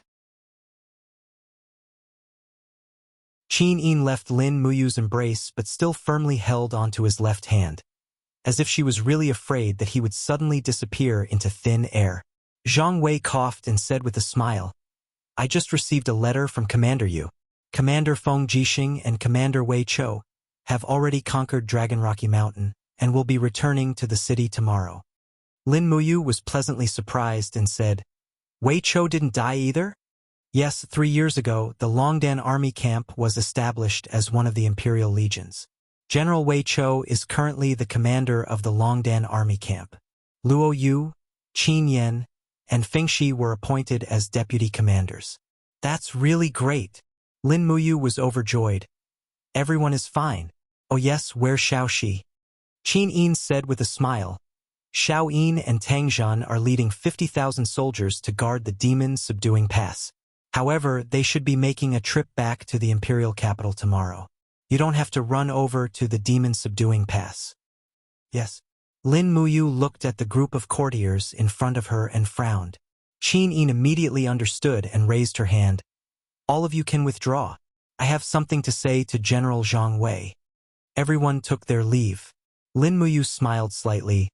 Xiaoyin, don't announce that I'm still alive for the time being. Why? Qin was surprised and opened her small mouth to say, Brother Yu, you are ranked first on the nation guarding monument. Since you're not dead, you should announce it to the world. Moreover, Xiaoyin really needs you right now. It won't do if only General Feng supports me in the imperial court. Zhang Wei also said, That's right, my lord. Her Highness's royal authority is almost a mere figurehead. There are very few people in the imperial court who are Her Highness's people. If you also avoid the imperial court, then Her Highness will really be alone and helpless. I don't want to avoid it. Lin Muyu shook her head, saying, It's just that, think about it. Tang Lan's grandson, Tang Bin, died in my hands. How could Tang Lan just let it go? Moreover, Tang Lan now has a large army and occupies half of the Qin Empire. If I suddenly appear at this time, Tang Lan will definitely attack me. I heard that Xiang Yu has already stepped into the Saint Realm. In this case, I may not be Xiang Yu's match. Then what do you want to do? Qin asked. Lin Muyu took a deep breath. Find a chance to announce it to the world. Let everyone know that I'm not dead. This way, Tanglan won't have a chance to make things difficult for me. That will be the imperial court meeting. Qin Yin's eyes were like water as she said softly, the imperial court meeting that happens once every 7 days will be held the day after tomorrow. At that time, many officials will gather and Zetian Palace will welcome at least 1,000 important officials. At that time, I will announce that Brother Yu is still alive. How about that? All right, let's do that. Lin Muyu looked at Qin Yin and asked, what does Xiao Yin plan to do for me? Qin Yin moved her lips and said, confer me the title of General-in-Chief and appoint me as the commander of the Imperial Army. Help me rebuild the Imperial Army and stay by Xiao Yin's side. How about that? Lin Muyu lowered her head to look at Qin Yin and smiled as if she had seen through her thoughts.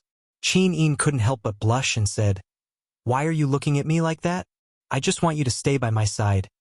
Lin Muyu smiled again and said, Big Brother Feng is already by your side as the commander of the Imperial Army. At this time, Xiao Yin needs someone to charge and break through enemy lines and seize land for you. This person is probably me, so there's no need to say anything more. If we can really expand the Longdan army camp, I'm willing to lead the troops to conquer Iha country. But you just came back to my side. Qin Yin pouted and said with a bit of rebuke, I know. Lin Muyu sat by her side again and said, I also want to stay by your side. Who wouldn't like to have good wine, good food, and beautiful women by our side every day? Zhang Wei nodded repeatedly and said, I like it too. You are not allowed to speak. I'm not talking to you. Lin Muyu continued to look at Qin Yin and said, It's just that Xiao Yin is now the empress but has suffered all kinds of grievances. This can't be. Father didn't entrust this to me before he left. So, what Xiao Yin has lost as her brother, I will definitely take it all back, inch by inch. Okay. Qin Yin nodded and said, But you still have to accompany me more. It's been 3 years. Xiao Yin misses you. Got it. Zhang Wei asked, Madam, why don't old Zhang return to the Imperial Army camp, and you stay and serve the Empress tonight? Qin Yin's face immediately turned red. Lin Muyu was also a little puzzled. This Zhang Wei's words were getting more and more straightforward. How could she say it in a roundabout way? No need. I want to go back to the Holy Temple to sleep. I haven't seen Grandfather Guyang in a long time. Then, Qin Yin blinked and said, Can Xiao Yin go with you to the Holy Temple? Tonight, I don't want to leave Brother Yu. This? Lin Muyu was a little speechless and said, Old Zhang, think of a way. Zhang Wei grinned and said, Humph, in the end, you still have to rely on me. How about this? Your Highness, just say that you are tired and go to Phoenix Perching Hall to change into a guard's uniform and sneak out with us to the Holy Temple. Tomorrow morning you can rush back to Zetian Hall without anyone knowing. But Grandfather's guards will be watching. This?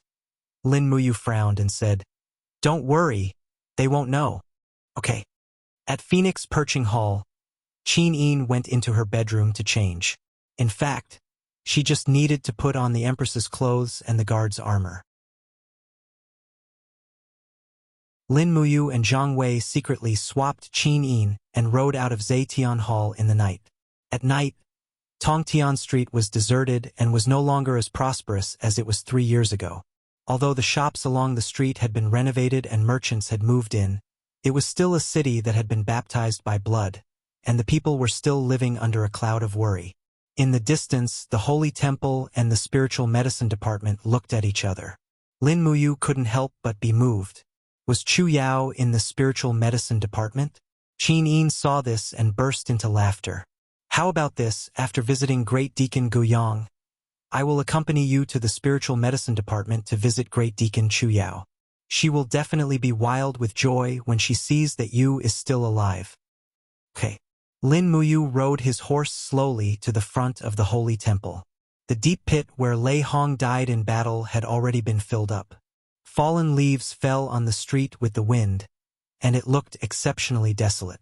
Dismounting from his horse, Lin Muyu looked at the Holy Temple from afar and suddenly felt a pang of bitterness. He suddenly remembered what Lei Hong had said to him.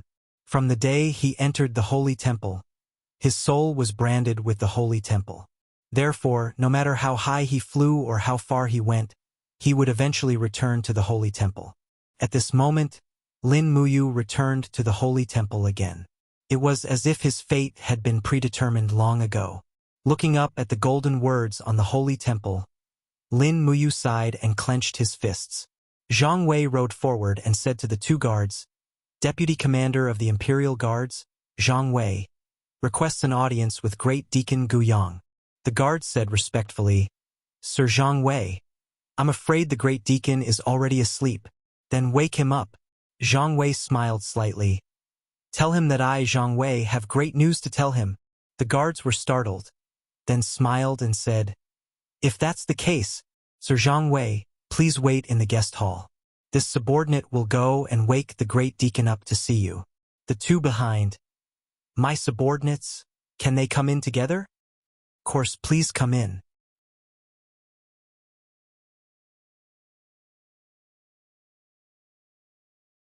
Chapter 326. Dong! Dong! The walking stick hit the stone floor rhythmically.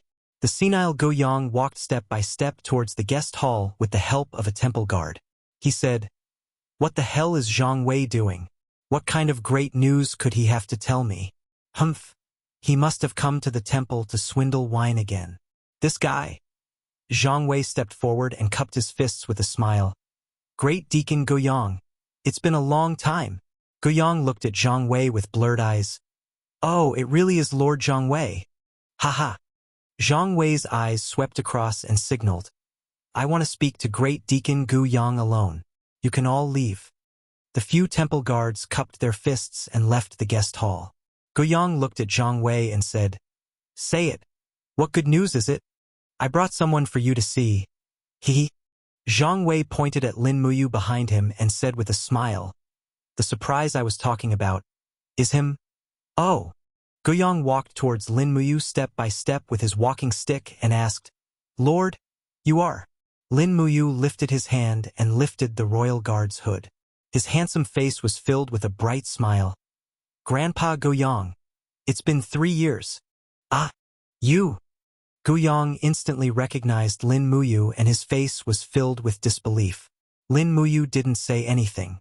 He raised his hand and pulled out the dragon spirit sword with a dang sound. The image of a golden gourd appeared around the blade.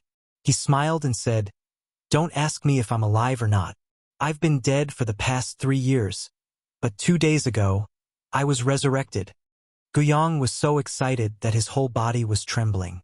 He threw away his walking stick and went forward to touch Lin Muyu's face. He was so excited that he couldn't even speak clearly. "It's really you. It's really our you is back.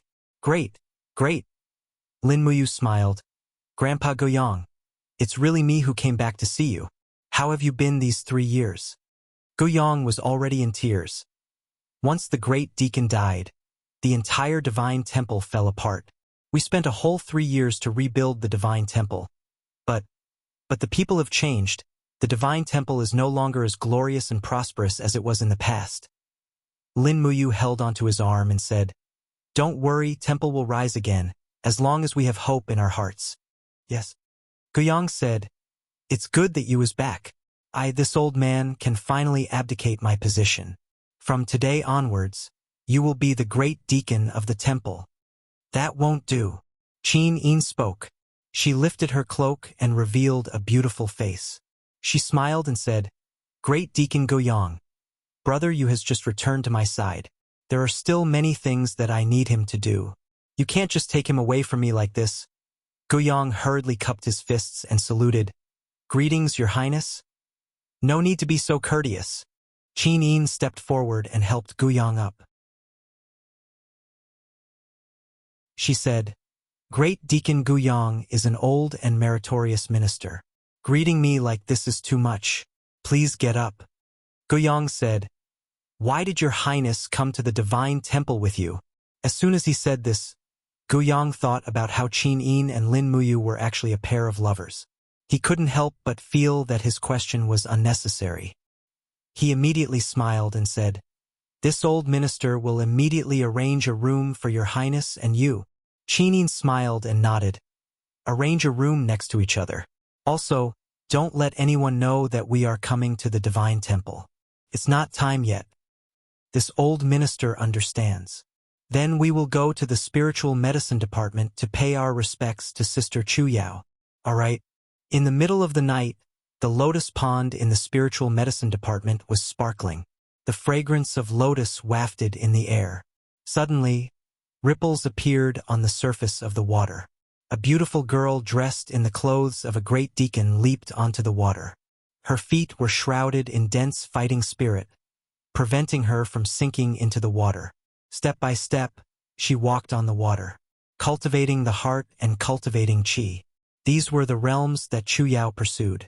Only when her heart was completely calm could she walk on the water. In the blink of an eye, 3 years had passed. After Chu Yao became the great deacon of the spiritual medicine department, she did not slack off in her cultivation. She had already stepped into the heaven realm half a year ago. With this level of cultivation, not to mention the spiritual medicine department, even in the divine temple, she was already considered outstanding. In the distance, 3 figures slowly approached. Suddenly, a familiar voice rang out. Sister Chu Yao. Ah! Chu Yao was stunned. This voice was so familiar. She had softly called her name in her dreams countless times, but now she heard it in reality. Chu Yao even felt like she was dreaming. Sister Chu Yao, turn around. Lin Muyu was still on the shore. She said with a smile. Chu Yao stared blankly, her mind in chaos. Now that she was sure this was real, her heart was no longer able to calm down. Naturally, she couldn't control the water any longer. Her delicate body gently fell into the pond, and she let out a startled ah. Lin Muyu reacted quickly. The moment the water covered Chu Yao's ankles, the golden gourd vine flew out and supported Chu Yao's body. Then, Chu Yao stepped lightly and followed the gourd vine to the shore. You? She stared at him dumbfounded. Ah, you? I'm not dreaming, am I? Qin Yin chuckled beside her. If this is a dream, brother, you will not appear with me. Chu Yao blushed. Chu Yao greets your highness. You're welcome, Sister Chu Yao. Chu Yao immediately looked at Lin Muyu again. What's going on? Tell me this is real, quick. Lin Muyu did not speak. She directly walked forward and held Chu Yao in her arms. She said, during the 3 years I was in the state of death, I was always worried that something would happen to you and Xiao Yin. You would be killed by the beasts of Iha country. Now I see that you are all right. This is really great. Chu Yao already had tears in her eyes. She said in a trembling voice, I know. You met Luolan because he wanted to go back to Lanyan City to find me. I almost killed you. This is not your fault, Lin Muyu murmured. If you want to blame someone, you can only blame Luolan for killing the innocent despite being a god. With that, Lin Muyu let go of Chu Yao and said with a smile, it seems that Sister Chu Yao has not slacked off in the past 3 years. Your cultivation has improved a lot. Don't make fun of me. Chu Yao blushed and said, compared to you and Her Highness Yin, my cultivation is not even worth mentioning.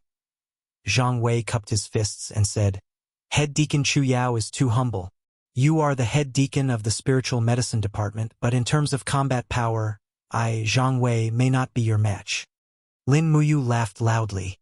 Old Zhang, you rely on the courage of a soldier to make a living. It's not the same. Although your strength has not improved much in the past 3 years, I can fight 10 of you. Zhang Wei was speechless. I don't want to talk to Lady Lin Muyu anymore. After reuniting after a long time, Chu Yao ordered a banquet to be held in the spiritual medicine department and invited everyone to drink. Thus, they only dispersed in the wee hours of the morning. After agreeing to meet again, Zhang Wei returned to the Imperial Guards camp, while Lin Muyu brought Qin Yin back to the Divine Palace. Qin Yin's yearning for Lin Muyu was too deep, to the extent that she could not leave him at all. There was no other way. That night, Lin Muyu could only sleep with his clothes on, while Qin Yin slept at the side, hugging one of Lin Muyu's arms, as if she was afraid that he would fly away. The moonlight shone on the room like water, landing on Qin Yin's snow-white sleeping face. Lin Muyu turned to look at her and suddenly felt her heart brighten. The 3 years of painful struggle seemed to be for this moment of sweetness and happiness.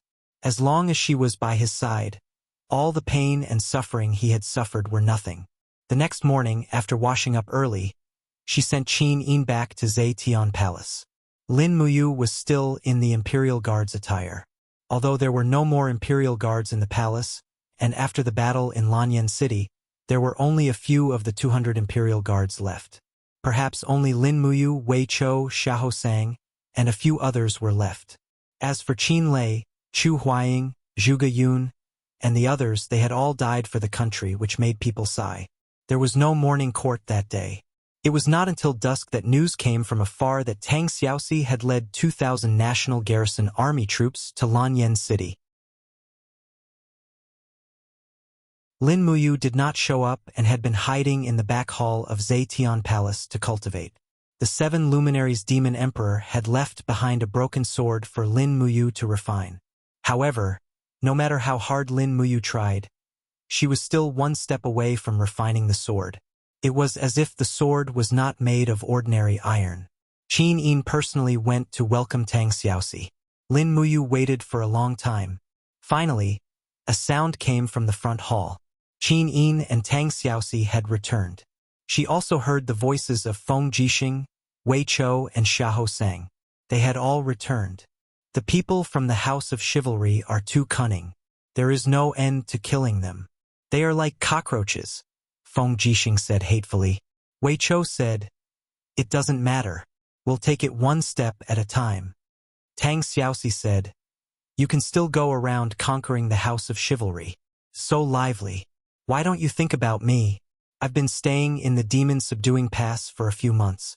I'm bored to death. By the way, Xiaoyin, when are we going to go hunting?" "Wait, I'll give you a surprise first." "Oh, what surprise?" "Stand still and don't move." Qin Yin smiled and flashed out of the screen. Then, she waved her hand and said, "Let's go into the back hall. Look who this is." The crowd walked in one after another. But in the next moment, they were all petrified. They stared at the front with their mouths agape. It was as if they could no longer speak. Lin Muyu was wearing the Imperial Guard's armor. He stood there straight. His expression had not changed. It was as if he was still the same Lin Muyu from 3 years ago. Looking at the crowd, he cupped his fists and smiled. "Hello, everyone. I, Lin Muyu, am back." "You?" Feng Jixing was dumbfounded. His eyes instantly turned red. "Is it really you?" Wei Chou stood there in a daze. "Commander," Xiahou Sang. "Sir." Only Tang Xiaoxi walked straight forward. Her beautiful eyes were filled with undisguised love. She asked, "Is it really Mu?" Lin Muyu smiled. "Xiao Shi, you've grown even more beautiful."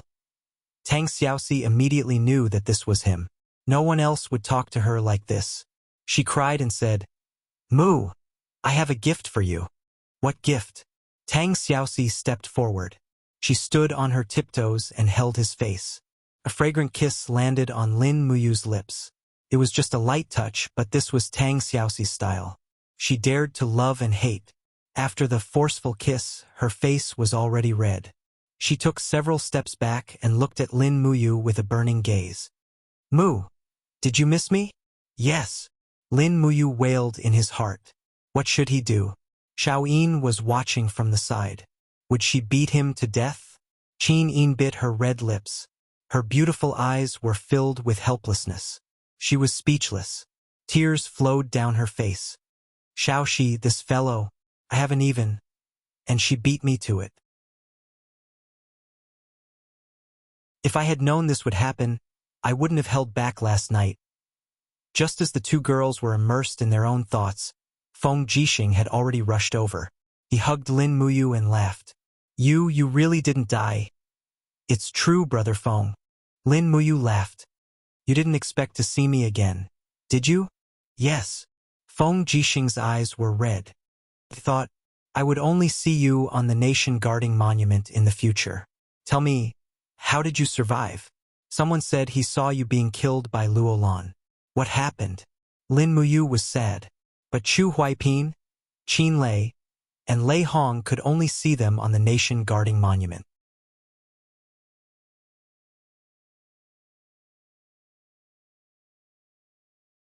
Chapter 327. Lin Muyu recounted the process of Acatosaurus saving its master, absorbing the spiritual power of the sun, moon, and stars to reshape its heart meridian and come back to life. Naturally, she omitted the part about the 7 luminaries demon emperor. After all, the 7 luminaries demon emperor was an existence that had been missing for tens of thousands of years. Nobody knew how many people knew about it. After listening to everything, Feng Jixing, Wei Chou, Tang Xiaoxi, and the rest stared at Lin Muyu with their eyes wide open. It was as if they were listening to a story. As the plot changed, they became increasingly perturbed and tactful.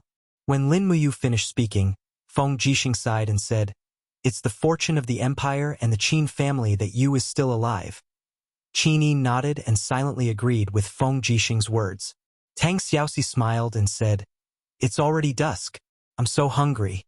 As the host, shouldn't you, Xiaoyin, show your hospitality?" Qin Yi smiled and called out softly, "Come in." A maid walked in and said respectfully, "Your Highness, please give me your orders. Ask the imperial kitchen to prepare a banquet. A banquet for 12 people will do, but the dishes must be exquisite. Bring the best wine over and prepare it immediately." "Yes, Your Highness." Qin Yin looked at Lin Muyu and stuck out her tongue. She smiled and said, "Is everyone satisfied now?" Feng Jixing laughed and said, "Since Your Highness has brought out the best wine from Zhe Tian Palace, we naturally have no objections." Lin Muyu leaned back in her chair and asked with a smile, "A lot must have happened while I was unconscious." "Oh yes, how did Brother Feng and Wei Chou go to Dragon Rocky Mountain to destroy the House of Chivalry?" "Everything is going well." Feng Jixing pondered for a while and said, "We killed more than 2,000 wanderers, but it's a pity that the great wanderer envoy of the Mansion of Chivalry in Lingnan Province escaped. Bu Hai is a sanctuary expert, so it's a pity that we couldn't kill him. He's a big fish." "Bu Hai?" Lin Muyu stared blankly for a moment before saying, "When I came out of the mountains, I met an old man called Bu Hai, who was also at the Saint Realm. He wanted to snatch my dragon spirit sword, but I killed him in passing." "Really?" Wei Chou was pleasantly surprised.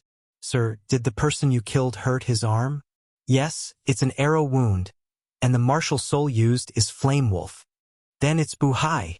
Wei Chou cupped his fists and said to Qin Yin with a smile, "Congratulations, Your Highness."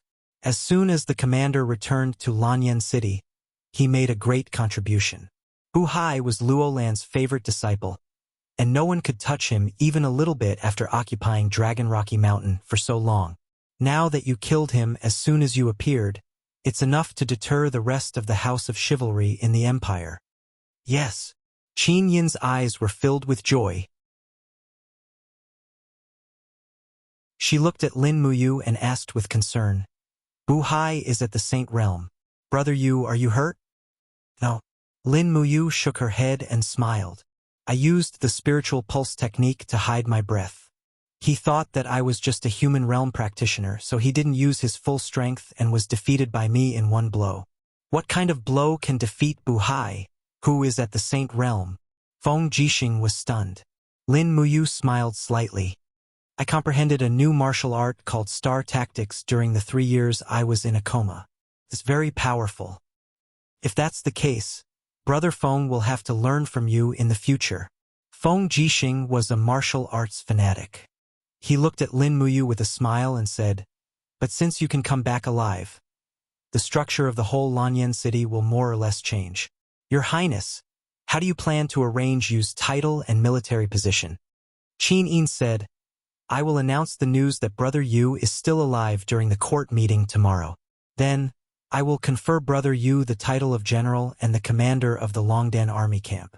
I will expand the Longdan Army Camp and turn the Longdan Army Camp into a real regular army of the Empire.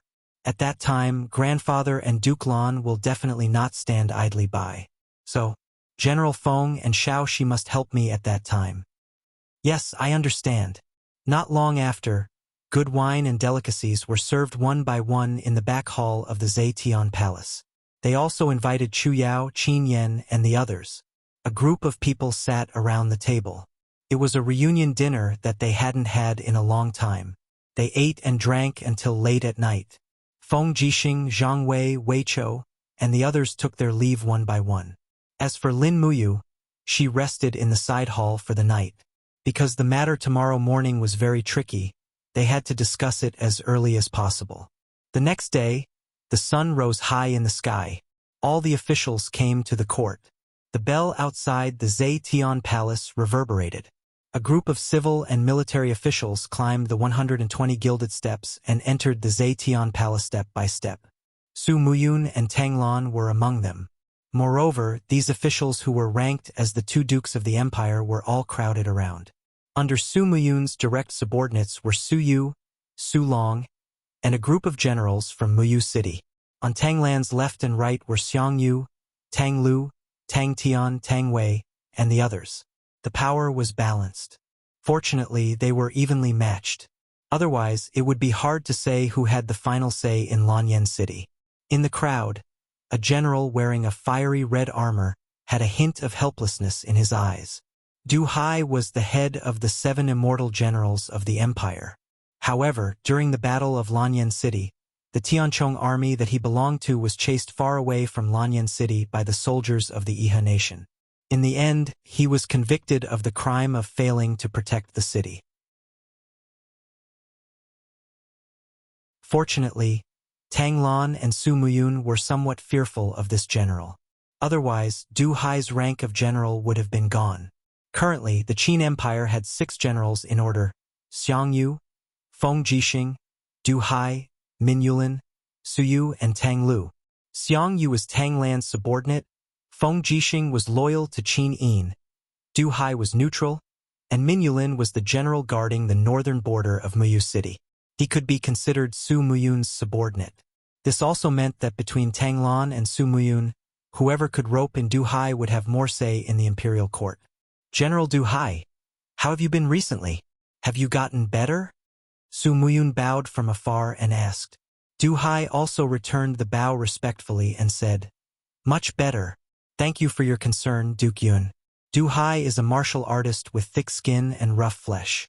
A small illness can't do anything to me." "That's true." Su Muyun smiled and said, "I heard that General Du Hai had already stepped into the sanctuary realm 2 years ago. It is indeed the Empire's fortune. I hope that General can continue to be loyal to the Empire and Her Majesty, the Empress Qin Yin. Of course, this General has learned his lesson. Duke Yun, this way please. Let's enter the palace." "All right." In the distance, Tang Lan gently stroked his white beard and said nothing. Xiang Yu, who was beside him, raised the corner of his mouth and said in a low voice, "This old fellow Du Hai he actually has the face to come back to Lanyan City. If it were me, I'm afraid that I would have hung myself on the southeast branch long ago." As a sanctuary realm expert, Du Hai could naturally hear Xiang Yu's words. His eyes turned cold, but he couldn't help but act up. That's right, Xiang Yu was actually right. When the court meeting was about to begin, nearly 1,000 officials gathered in the main hall of Zetian Palace.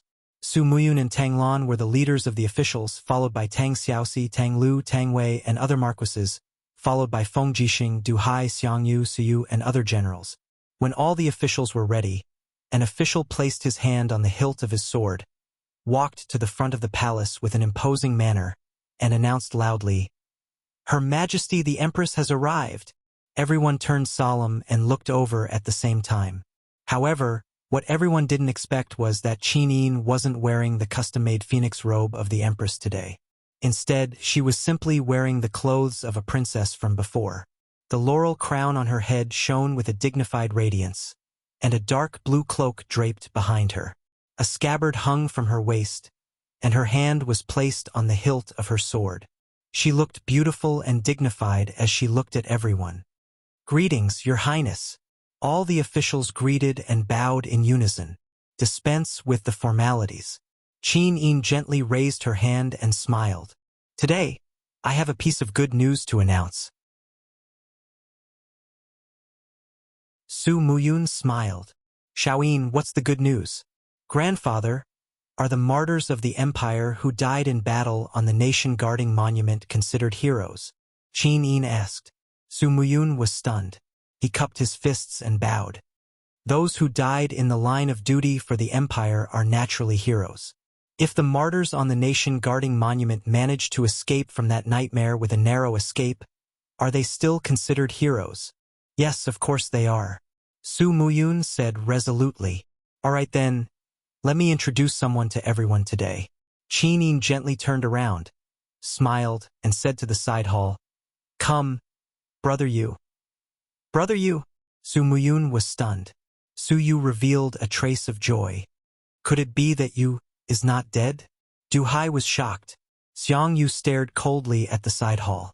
There, two maids opened the curtain, and a young general in the armor of the Imperial Guards walked out. His handsome face was calm as he stared at Qin Yin in the distance. He walked over step by step and stood in front of the officials. He turned around and cupped his fists at the officials. Lin Muyu is lucky to be alive. Greetings, everyone. The crowd was instantly in an uproar. Everyone was discussing spiritedly. Some were happy, some were shocked, but most of them were anxious.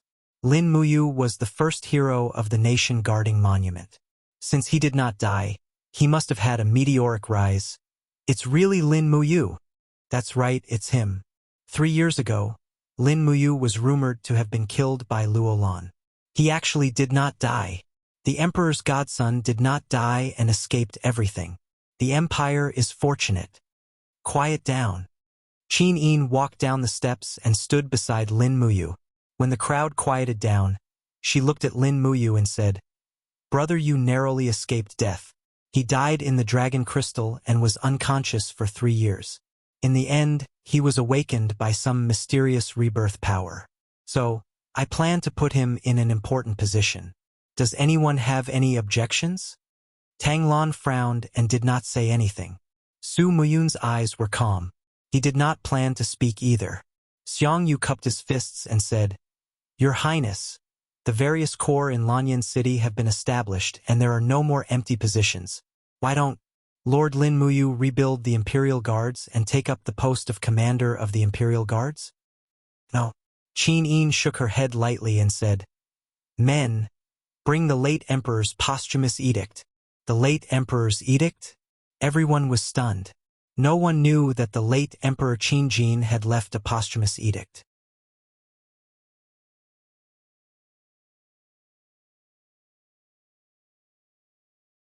Chapter 328. An official slowly walked into the main hall with a golden scroll in his hand. He respectfully held the posthumous edict and bowed to Qin Yin. Qin Yin nodded. Read. The official immediately opened the posthumous edict and said in a clear voice, If we encounter any mishaps during this trip, please do not panic. The thousands of years of foundation of the Qin Empire cannot be buried in the hands of traitors. If we do not return, we will appoint Qin Yin as the great Qin Empire's monarch and command the world. We will also confer the title of Dubhe monarch to Lin Muyu, who will be in charge of all military and political affairs in Dubhe province. Our adopted son will be treated as our own, and all officials are not to disobey. Lin Muyu was stunned. She looked at Qin Yin, as if doubting the authenticity of this posthumous edict. Qin Yin took the posthumous edict from the official and unfolded it to Lin Muyu. Her beautiful face was filled with sorrow as she said, Big brother Yu, you should recognize Imperial Father's handwriting, right? The words on the posthumous edict were smooth and full of vigor, exuding an aura that seemed to be able to penetrate through the paper. Indeed, this was indeed Qin Jin's calligraphy. In terms of calligraphy, Qin Jin could be considered to be among the top 10 in the empire. It was not that easy to forge it. Qin Yin's eyes were slightly moist as she murmured, Big brother Yu, we found one of Imperial Father's personal guards who escaped in Dubhe province. He said before Imperial Father died, he said that his greatest regret in life was that he had never looked at you as a father would look at his son. This was his regret, so he wrote this edict to make it up to you. Lin Muyu's nose turned sour. She nodded and said, I understand. At this moment, One of the officials cupped his fists and spoke. It was Tang Lu of the Tang family. He looked at Qin Yin with a resolute gaze and said, "Your Highness, as the saying goes, outsiders cannot be conferred the title of king. His Majesty's surname is Qin, while Lin Muyu's surname is Lin. Furthermore, even if Lin Muyu's contributions are great, it is not great enough to be conferred the title of king. Therefore, this official believes that conferring the title of king on Lin Muyu is somewhat inappropriate." Qin Yin looked at him calmly and asked, "Do you have any other objections?" In the crowd, many officials cast their gazes at Su Muyun. Hence, Su Muyun solemnly said, "Your Highness, although this is a posthumous edict of the late emperor, when the late emperor wrote this edict, he didn't know that there would be so many changes in the empire, nor did he know about morality and the ambition of the country. Times have changed, and there are many things waiting to be done in the empire. It's really inappropriate to confer the title of king at this time. It goes against the will of the people." On the other side, Tang Lan also cupped his fists and said, "I also think that the conferment of Dubhe is inappropriate. Moreover, Dubhe province is currently controlled by Duke Yun. If Lin Muyu is conferred the title of Dubhe, I'm afraid that Duke Yun will be displeased." Su Muyun looked at Tang Lan with a piercing gaze, but he didn't say anything. Lin Muyu took a deep breath. For the first time, she finally understood how tough it was for Qin Yin to be the empress. Among all the officials, there were almost none who were on Qin Yin's side. At this moment, Feng Jixing frowned and said, "Your Highness, since all the officials think that conferring the title of king is inappropriate, why don't we not confer the title of king and directly promote Lin Muyu to the rank of general? With Lin Muyu's outstanding contributions, he is worthy of this title." Tang Xiaoxi also said, "I also think that we should promote Mu to the rank of general." In the crowd, a man wearing a general's robe with 3 gold stars on his collar cupped his fists and said, "Your Highness, this general has always been reserved and diligent since I was in charge of the Ministry of War's Minister of War. In July last year, Your Highness personally issued a decree on the restructuring of the Empire's army. All generals who want to be promoted must be measured by their military achievements. Although General Lin Muyu has made outstanding military achievements 3 years ago, he is now the new empress. Therefore, this general believes that promoting General Lin Muyu to any military position now would be in violation of the new decree. I don't know if Your Highness thinks that this general is right or wrong." "Xueling Yu?" Qin Yin was so angry that her little face turned red. She couldn't wait to immediately remove Xueling from her position as the Minister of War. However, Xueling was Tang Lan's subordinate, so she couldn't do anything about it. It was obvious that Tang Lan wasn't willing to see Lin Muyu wield military power. She didn't even want to give Lin Muyu the opportunity to become a centurion. Qin Yin was a little flustered. She looked at Su Muyun and begged for help. "Grandfather, do you think that Lin Muyu can't even be given a military position, even if he is restored to the rank of protector of the nation?" Su Muyun cupped his fists and said, "Xiao Yin, since the new decree has been issued, then we must strictly follow it. The Iha Empire is getting restless, and there are plenty of opportunities for you to make military achievements. There is no need to be in such a hurry." Feng Jixing's sword-like brows knitted tightly. He didn't have a single solution. There were close to 1,000 officials in the imperial court, and most of them were probably Su Muyun and Tang Lan's subordinates. The others didn't have the slightest right to speak. Tang Xiaoxi was a little angry. She pointed at the officials behind her and angrily questioned, "You bunch of people, you really don't know shame." Back then, Lin Muyu led the Longdan army camp to fight Long Qinlin's main force. With 15,000 men, he killed nearly 70,000 of Long Qinlin's men. Let me ask you which one of you can do that. Moreover, Lin Muyu even ordered the Longdan army camp to protect Her Highness Qin Yin and protect the empire's bloodline. Which one of you has made such a contribution? But now all of you are in high positions, yet you obstruct Lin Muyu from obtaining any military position. I only have one question. Do you all have any shame?" "Well scolded." Feng Jixing lowered his head and snickered. Princess, she is really awesome. The Minister of War, Xueling, smiled awkwardly at Tang Xiaoxi and said, Princess Shi, we are just following the law. Please forgive us. We have no intention of making things difficult for Lady Lin Muyu. Is that so? Tang Xiaoxi glared at him angrily. The fire fox martial soul circled around her graceful body, and it looked like she was about to make a move. Lin Muyu was really afraid that Tang Xiaoxi would get angry in the imperial court. She hurriedly said, Xiaoxi, all right? If you don't want to reward me, then so be it. I don't care. Why don't we do this? Qinin widened her bright eyes and looked at him. Does you have a better idea? Yes. Lin Muyu turned around and looked at the officials. He cupped his fists and smiled humbly. Just like what the Minister of War said, since the law has been issued, it must be followed. Since that's the case, I better return to the temple. It just so happens that Great Deacon Guyang has decided to give me the position of the Great Deacon of the temple. Tang Tian was stunned. The temple is the foundation of the empire.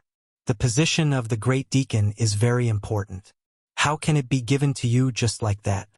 Lin Muyu raised his eyebrows. I've seen the laws of the empire. The Great Deacon of the temple has always been decided by the emperor. If Shao Yin wants me to be the Great Deacon of the temple, who would dare to interfere? As he said that, he suddenly pulled out the sword on his back. Dang! He stabbed the sword into the carpet in front of him. Sparks flew. Lin Muyu smiled.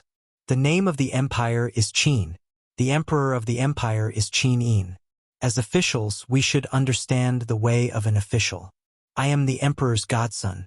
I am Shao Yin's brother. I will protect her well. I will not let her suffer. If anyone is dissatisfied, feel free to come to the temple to test the sharpness of this sword. I will accompany you anytime. Tang Tian was speechless under Lin Muyu's imposing manner. He was dumbfounded and did not know what to say. Tang Lan and Su Muyun frowned and looked at each other. No one said a word. This time they really could not make things difficult for him. Lin Muyu was following the laws of the empire. No one could defy it. Even if these two Grand Dukes could cover the sky with one hand in Lanyan City, they could not openly defy the laws of the empire. This was the first battle after Lin Muyu's resurrection. He had won. Feng Jixing stood at the bottom of the hall. His face was filled with joy. He laughed softly. You, this rascal. Good job. Wei Chou also smiled. It's great that the ruler is here. Tang Xiaoxi looked at Lin Muyu happily. The more she looked at him, the more she liked him. She did not know what to do. At this time, Su Muyun took a step forward and cupped his fists. Congratulations to Lord Lin Muyu for being promoted to the Holy Sanctum's Grand Deacon. You deserve it. Tang Lan also cupped his fists and congratulated him. Soon, all the officials congratulated him. They were indeed a bunch of bootlickers. However, according to the rules, the Longdan army camp and the Imperial Guards were still not allowed to expand. Any expansion of the army required the two Grand Dukes, Tang Lan and Su Muyun. Therefore, Qin Yin could not do anything about it. However, Lin Muyu had obtained the position of Holy Sanctum's Grand Deacon. He could still display his strengths. In the afternoon, Tang Xiaoxi, Feng Jixing, Wei Chou, and Lin Muyu returned to the Holy Sanctum. The ceremony to take over as Holy Sanctum's Grand Deacon was also very simple. It was completed hastily. Following that, the Holy Sanctum returned to the situation of one Grand Deacon and 4 deacons. In the Holy Sanctum, a group of people surrounded a round table and stared at each other. Feng Jixing held his teacup and swirled it. He gritted his teeth and said, "This is so infuriating. The two Grand Dukes have been trying so hard to expand the Imperial Guards and Longdan army camp. Do they want to restrict us to 21,000 soldiers forever? To be honest, we can't do anything with this number of soldiers." Tang Xiaoxi looked at Lin Muyu and asked, "Mu, can you continue to recruit soldiers in Dragon Rocky Mountain and secretly expand the Longdan army camp? I can consider this." Lin Muyu nodded and smiled. "I'm just worried that Duke Yun and your grandfather Lan will make things difficult for me. That's why it's inconvenient. Tang Xiaoxi smiled apologetically. Mu, don't be angry at grandfather. Actually, I don't know when grandfather became like this. It's as if power has taken over everything in him. Perhaps Duke Lan has always been like this. Wei Chou smiled mockingly. Lin Muyu muttered and looked at Deacon Guyang. Grandfather Guyang, I've checked. The residences behind the holy temple are almost all abandoned. Can we buy these residences? What does Grand Deacon want to do with these residences? Guyang asked in astonishment. Convert these residences into barracks, then build new training grounds, drill grounds, and so on. Lin Muyu smiled. It shouldn't cost too much, right? I just happen to have a large sum of Jin-in coins to spend. It really won't cost much. What are you thinking, you? Guyang asked with a puzzled expression. Lin Muyu continued to ask, how many holy temple branches are there in the empire? 1,324. Guyang said with great familiarity, there are about 20 to 50 holy temple employees in each branch. That's about it. Lin Muyu nodded. My first order after being promoted to the Great Deacon was for all the holy temples in the country to send 8 to 10 of their best to serve in the imperial capital. This way, we will be able to provide close to 10,000 holy temple employees. Guyang was stunned. Ah! Feng Jixing smiled and clapped. Good one, you. This move is brilliant. The holy temple is not part of the empire's military. You is planning to use the holy temple to build an army. That's right. Duke Lan and Duke Yun won't let me have a private army. Then, I will use my status as Grand Deacon to build a 10,000-strong Holy Temple army. Wei Chou will send the generals of the Longdan army camp to the Holy Temple to teach them tactics and formations. I will use the Holy Temple to strengthen the Longdan army camp. This way, Shao Yin will have more bargaining chips. Yes, Big Brother Feng will definitely support you. Feng Jixing cupped his fists and smiled.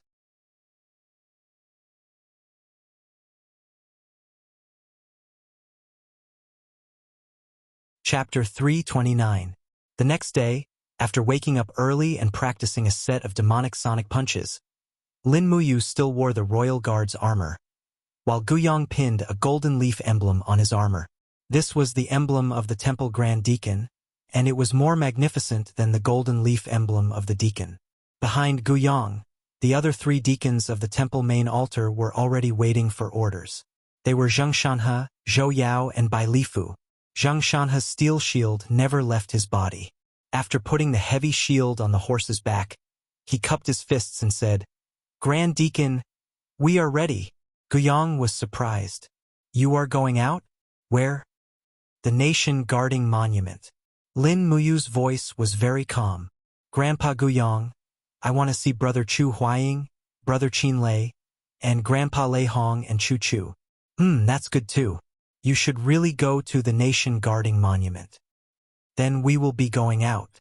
The temple's morning training mission will be handed over to Grandpa Guyang. All right. Guyang's old face looked like the peel of a tangerine when he smiled. I am good at the trial missions. When Deacon Lei Hong was alive, I was only in charge of this every day. Then we will be going. Lin Muyu took the reins of a warhorse from the temple guards, flipped on the horse, and left the temple with the 3 deacons. Outside the temple, Feng Jixing was already waiting with Zhang Wei and Xiahou Sang. In addition, Qin Yin, Tang Xiaoxi, and Chu Yao were also there. Why is Shao Yin here? Lin Muyu couldn't help but ask with a smile. Qin Yin's lips curled up. I have been going to the nation guarding monument every 3 days. Anyway, the government affairs are not as busy as I thought. Grandpa and Master Lan have helped me with many things. Lin Muyu laughed bitterly. I understand. Let's go. Yes. There were about 100 people behind Qin Yin. They were the bodyguards of Muyu City, and they were also sent by Su Muyun to protect the princess. Lin Muyu didn't say anything. She really didn't know if Su Muyun was concerned about Qin Yin's safety. But more than that, what Lin Muyu felt was Su Muyun's desire to control Qin Yin. He wanted Qin Yin's every word and action to be under his eyes and ears. This was also the situation that Lin Muyu urgently needed to change. She had to let Qin Yin slowly establish the prestige of the emperor. Outside Lanyan City, there were birdsong and fragrant flowers. The team went straight to Eagle Nest Mountain. At the foot of Eagle Nest Mountain, there was a small grave at the edge of the mountain. There was a tombstone next to it.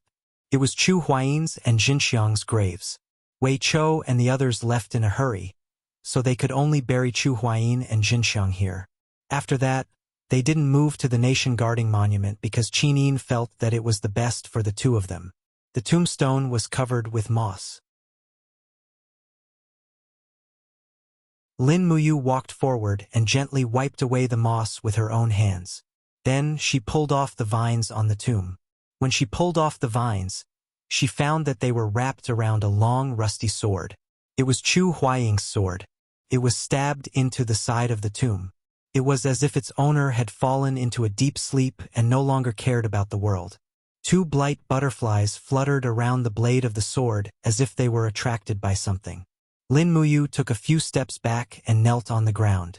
She looked at the tombstone silently and said, "Brother Chu, I'm back. I'm sorry that I couldn't take you with me back then." Chu Yao slowly knelt down, tears flowing down her face silently.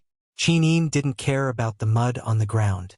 She knelt in front of the grave and said softly, "General Chu Huayin, you are the pride of the empire and the pride of the empire's soldiers.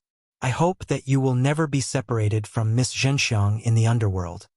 Feng Jixing slowly knelt down and said, "Old Chu, rest in peace. Your vengeance, you and I will avenge you. Don't worry, none of the people who made you bleed in the past will have a good ending. This is my promise to you, Feng Jixing." Zhang Wei, Wei Chou, Zhang Shanhe, and the others also knelt down one by one. Although Chu Huayin wasn't buried under the nation guarding monument, everyone knew that he was the second martyr of the nation guarding monument. Chu Huayin was even posthumously conferred the title of king a year ago. This was an unimaginable honor. This was probably what Chu Huayin was after, to bring honor to his ancestors. Moreover, the Chu clan was indeed known by everyone because of him. After paying respects to Chu Huayin and Jinxiang, everyone got on their horses and went to the nation guarding monument. Along the way, the shade of the trees shone on everyone.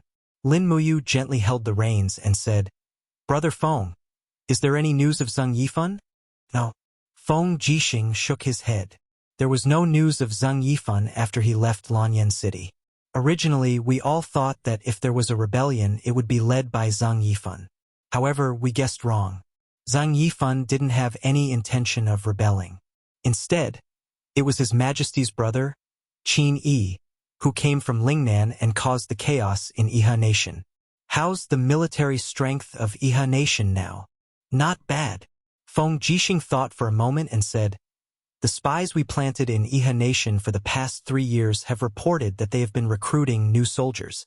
Now, they have a total military strength of around 500,000, which is comparable to the current military strength of the Empire.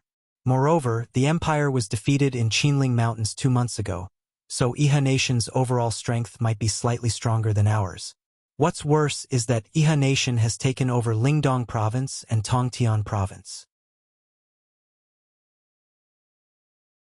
They will definitely station their troops in these 2 provinces in order to fight the Empire again." Lin Muyu clenched her fists with a burning gaze and said, "This debt will be settled one day.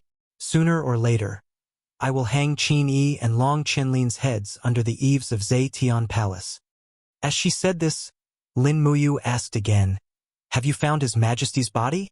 "Yes, he was buried on the shore of Fairy Lake without building an imperial mausoleum."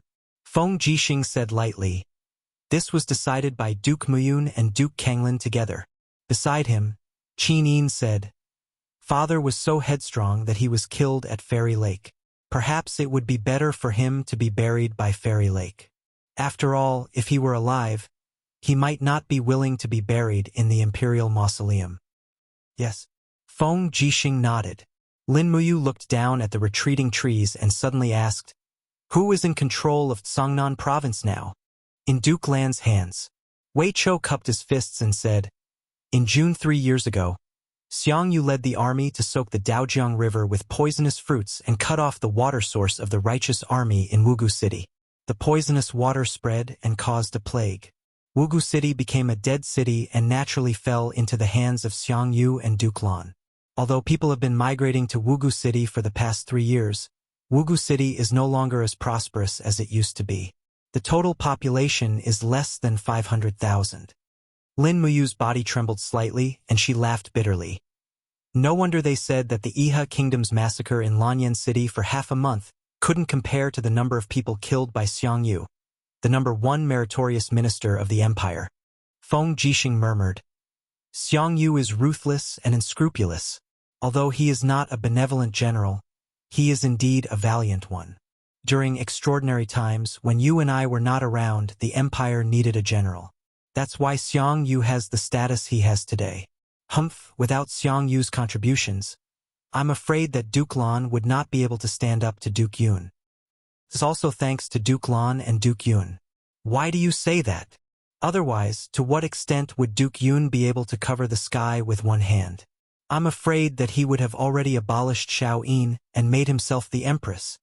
A murderous look flashed across Lin Muyu's eyes. Qin Yin was slightly stunned. Brother Yu, I don't think so. He's my grandfather. Lanyan City is surrounded by the Iha Kingdom, but he hasn't sent a single soldier. This is enough to prove that he doesn't care about your life at all. Even if you are in his heart, Xiao Yin. In Duke Yun's heart, you are definitely not as important as half of the empire. Lin Muyu took a deep look at Qin Yin and said, if you need to make a decision one day, I hope you won't hesitate. Qin Yin frowned and nodded her head in pain, not saying a word.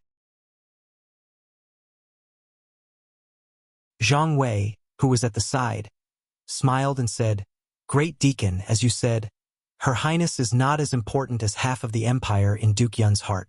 What about you? How important is Her Highness to you? Everyone looked at him. After a few seconds of silence, Lin Muyu raised her head and said, I don't know, but I will do my best to help Xiao Yin combine the two halves of the empire. Feng Jixing was stunned, and the corners of his mouth curled up slightly. The bodyguards of Muyu City behind Qin Yin looked at each other, and their eyes were full of shock.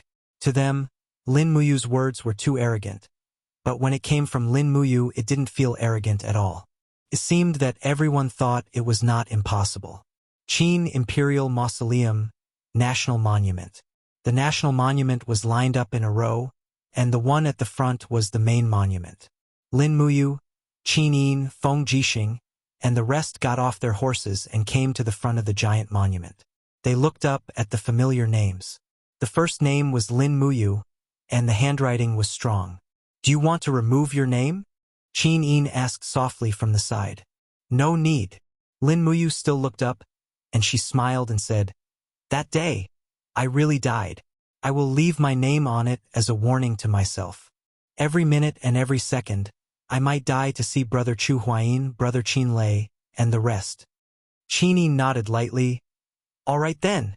Lin Muyu cupped her fists and said to the National Monument in a deep voice, Brother Qin Lei, Grandpa Lei Hong, Grandpa Chu Chu, Brother Luo Lai, I, Lin Muyu, did not die. I am back. Please watch from the underworld. Brother Feng and I, along with everyone else, will definitely help Xiao Yin regain her throne and return peace to the world. All the hatred will be washed away with blood.